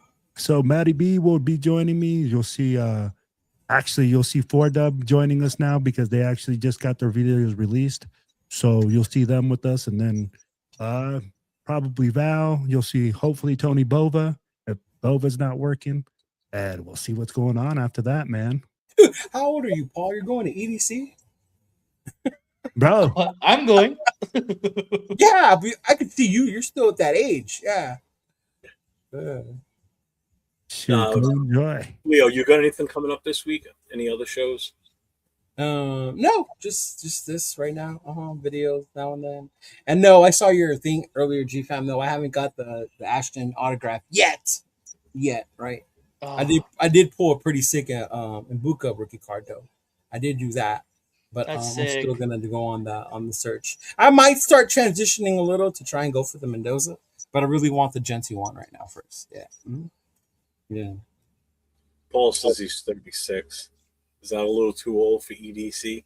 No. Honestly, you see all ages there. I'm not gonna lie. He's all ages. Yeah. You see a year-olds go to EDC. 1,000%. Yeah. Yeah. Nate, are you got any shows coming up this week besides this one? Yeah, I mean, well, not really shows, but this weekend is Battle for Vegas, like I said earlier. That's probably one of my favorite events as far as Raiders, go. So there's definitely going to be a video on that coming out, and then Monday I'm going to go try and see if I can get a Max Crosby, meet and greet. So, like I said, just benefits of moving to Vegas is something that I can do. So I'm going to try to take full advantage of all of that stuff. So expect probably both of them to come out on the same day, probably on Tuesday, because I'll do editing real quick there. All right, Leo, go ahead and say it to him. Say what? I was just going to announce that. I don't know if y'all know, but today Kareem Lopez was the first Mexican-born player ever drafted in the first round of the NBA. Yes, you're starting to get tall enough to play basketball. God damn it! Shout out to Triple J last year. Triple J. I was gonna say Jaime Jaquez. Yeah. But no, it's Mexican born. Mexican born. Okay, gotcha. No, I'm referring to you giving Nate his homework assignment before next Tuesday. No, just dude. That's dope. I can't believe you're gonna be able to do that. Once I see more and more, that's gonna be awesome. I'll send it to you. You'll probably run into someone Raider. He's always at those things. Those events to get content. So, bro, that's fucking awesome to be able to just live in your own town and go out and just enjoy the local things. Like that's gonna be fucking awesome. Yeah. Well, if you gentlemen have nothing else, the only show I got coming up is Friday night, my No Huddle show, open for all 32 NFL teams, fans. You know what? I'm glad, Chief. Hold up before we bounce. I was gonna ask you about this, Jeff. Good. We're older, so to us, the card game was the experience and the joy of pulling it in the pack. Right? I know I can go buy the Ashton Genti rookie. I know I can go buy the Mendoza jersey autograph if I wanted to. But the card game is so fucked up sometimes, though, that people know the potential that's in the pack and they raise the price of the boxes just because of what you can get, not what you or what's in there. They don't know what's in there. And to me, it's getting kind of fucked up when it comes to It's a gamble. Yeah. It's really a gamble because if you hit on it, you're gonna make you turn around and sell it, you're gonna make some damn good money at some point. Yeah. Depending on what the card is. The thrill to me is still in opening the pack. I still get the thrill out of that, as opposed to buying it. Yeah, that makes sense, bro. That makes sense.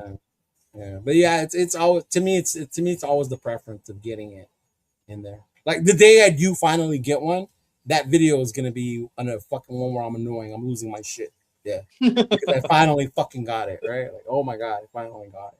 Yeah, I got excited because I got. Later, he's still doing videos and he hasn't opened one yet. I got a Tommy Merlot rookie card, and I didn't even like Tommy Merlot, but because that's the college Turf went to, so that's why it hit me like, oh, that's Turf's boy. Turf was all happy about Tommy. So like, yeah. I see you pulled the Drake May rookie downtown. Yeah. That's what I'm saying, bro. Yeah. There's one more event too, that I forgot about. TBH Sacramento is going to be having a lowrider and barbecue show up there the 28th of June. So make sure that if you guys can, go out there and support them, man. And my homegirl, Via's going to be there. Yeah. Oh, nice. Yeah, she's going to be there. She was on their flyer. And they got Monster Energy, bro. I need to find out how Steven got that. I know, man. I've talked to Steven. Steven got some connections. Yes, he does, bro. Yeah, he might be like the governor or mayor of fucking well, as many people pretty soon. Yeah, hey, bro, he takes as many hands and babies as he does, bro. Hey. Yeah, I heard him the other day because he delivers. Yeah, and, I don't want to say what he does, but he was delivering, and you just hear him. People know him, like, "Hey, how are you?" Like, like, man, everybody fucking knows you in Sacramento, dog. Yeah, but shout out to Steven. Yeah, man, it looks like it's gonna be a cool event up there with the low riders. Yep. Low ride. But hey, Jeff, so let me ask you real quick, because you're handling New York and New England this year, right? I'm only dealing with the Saturday night party in New York. I'm not doing any of the other stuff. Tailgates on JT and the Black, his chapter, and Mike from Raw he's working on something for Friday night. But he's doing that from a distance, though, right? Or is that for New York? No, he's doing it for the New York game. Oh, okay. He'll be there. Him and Ma are coming up. Yeah, I know for New York they're going, but I'm saying for New England they're still they're looking to be in Rosarito.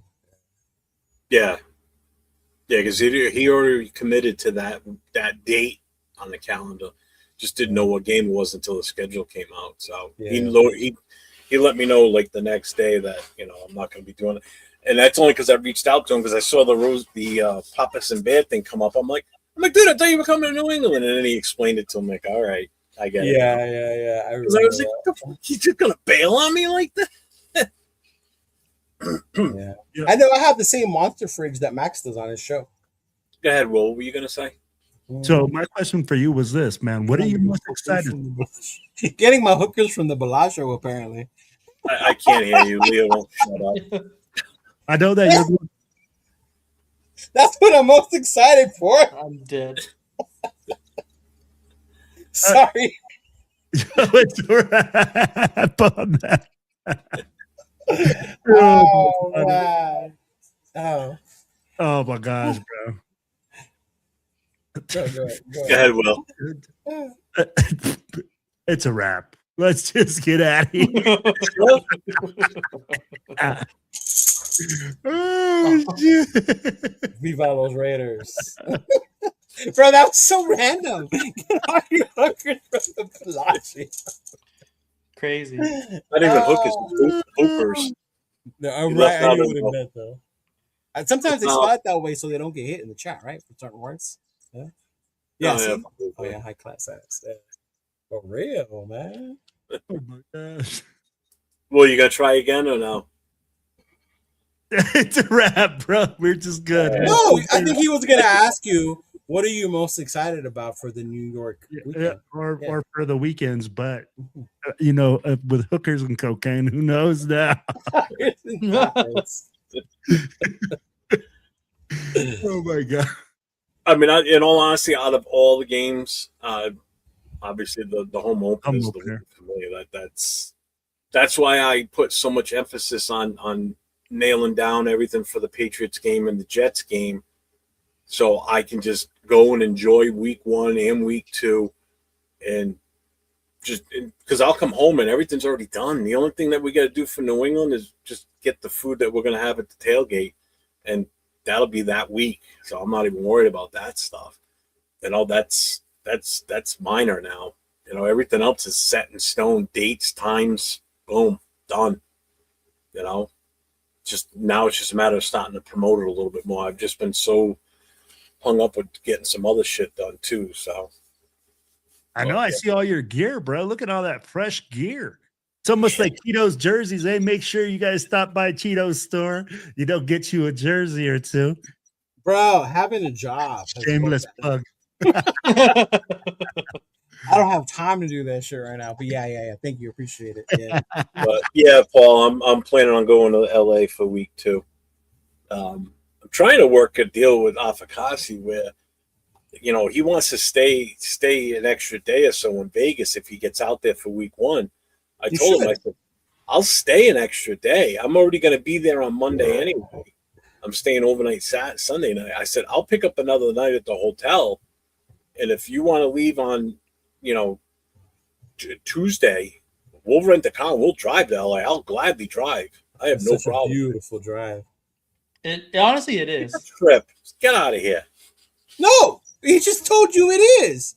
It really is. It gets. Yeah. It's pretty underappreciated in my. Yeah. Well, I've already looked at a couple of places we could stop just to kind of, you know, like stretch it out instead of it being like a 4 or 5 hour drive. Just kind of, you know, make a couple of stops here and there. Well, to LA, it's 4 or 5 hours. It just depends on where you're going. Where you're going in LA, yeah. Did Giannis Antetokounmpo really get traded to fucking Miami? To the Heat yesterday? Yes. The Lakers just traded for one of the draft picks by the Knicks that got drafted today. Mm-hmm. Holy smokes, bro. Yeah. The Heat gave up like their whole team. Yeah, Triple J was part of that trade. Yeah. Oh. Yeah. That's crazy. 3 hours is not Vegas to LA, bro. 3 hours is from where I'm at to Vegas. Yeah, I was going to say that. To LA. Yeah. I don't give a fuck how fast you are. LA traffic's going to say no. Mm-hmm. Literally. Right? Yeah, so 3 hours the fuck out of here to LA. Nah, dude, you're crazy. I live in Pomona. It takes me an hour to get to LA. Yeah. Say that name again, Will. That's yeah, I can't even say it, bro. Antetokounmpo or Antetokounmpo. I just call him Giannis, bro. Yeah. That's not even right either. Yeah. Ain't no one hate, bro. Just say don't be spitting out falsies. It don't take 3 hours to get to LA. Yeah. Well, we're going to get out of here. I'll be back on Friday night with my No Huddle show, bringing you all the up-to-date NFL news. Again, we thank everybody for being here tonight with us. Don't forget the like, the subscribe, the notifications on all 4 channels. You got Silver and Black Radio Podcast. That's Will. I'm 401 Rated Jeff. Next to me is Leo, also known as Chidolinus. Look him up. Make sure if you haven't already. And then LV Rated 10, who is now officially really called LV Rated 10. So I'm glad you settled in Vegas now. We expect full reports every week from you. Damn, full reports? They're not even in practice or anything. I know, right? Doesn't matter. Go dig up news. I don't give a shit. He's going to hear a rumor on like fucking your job is going to be like, Nathan, is that true?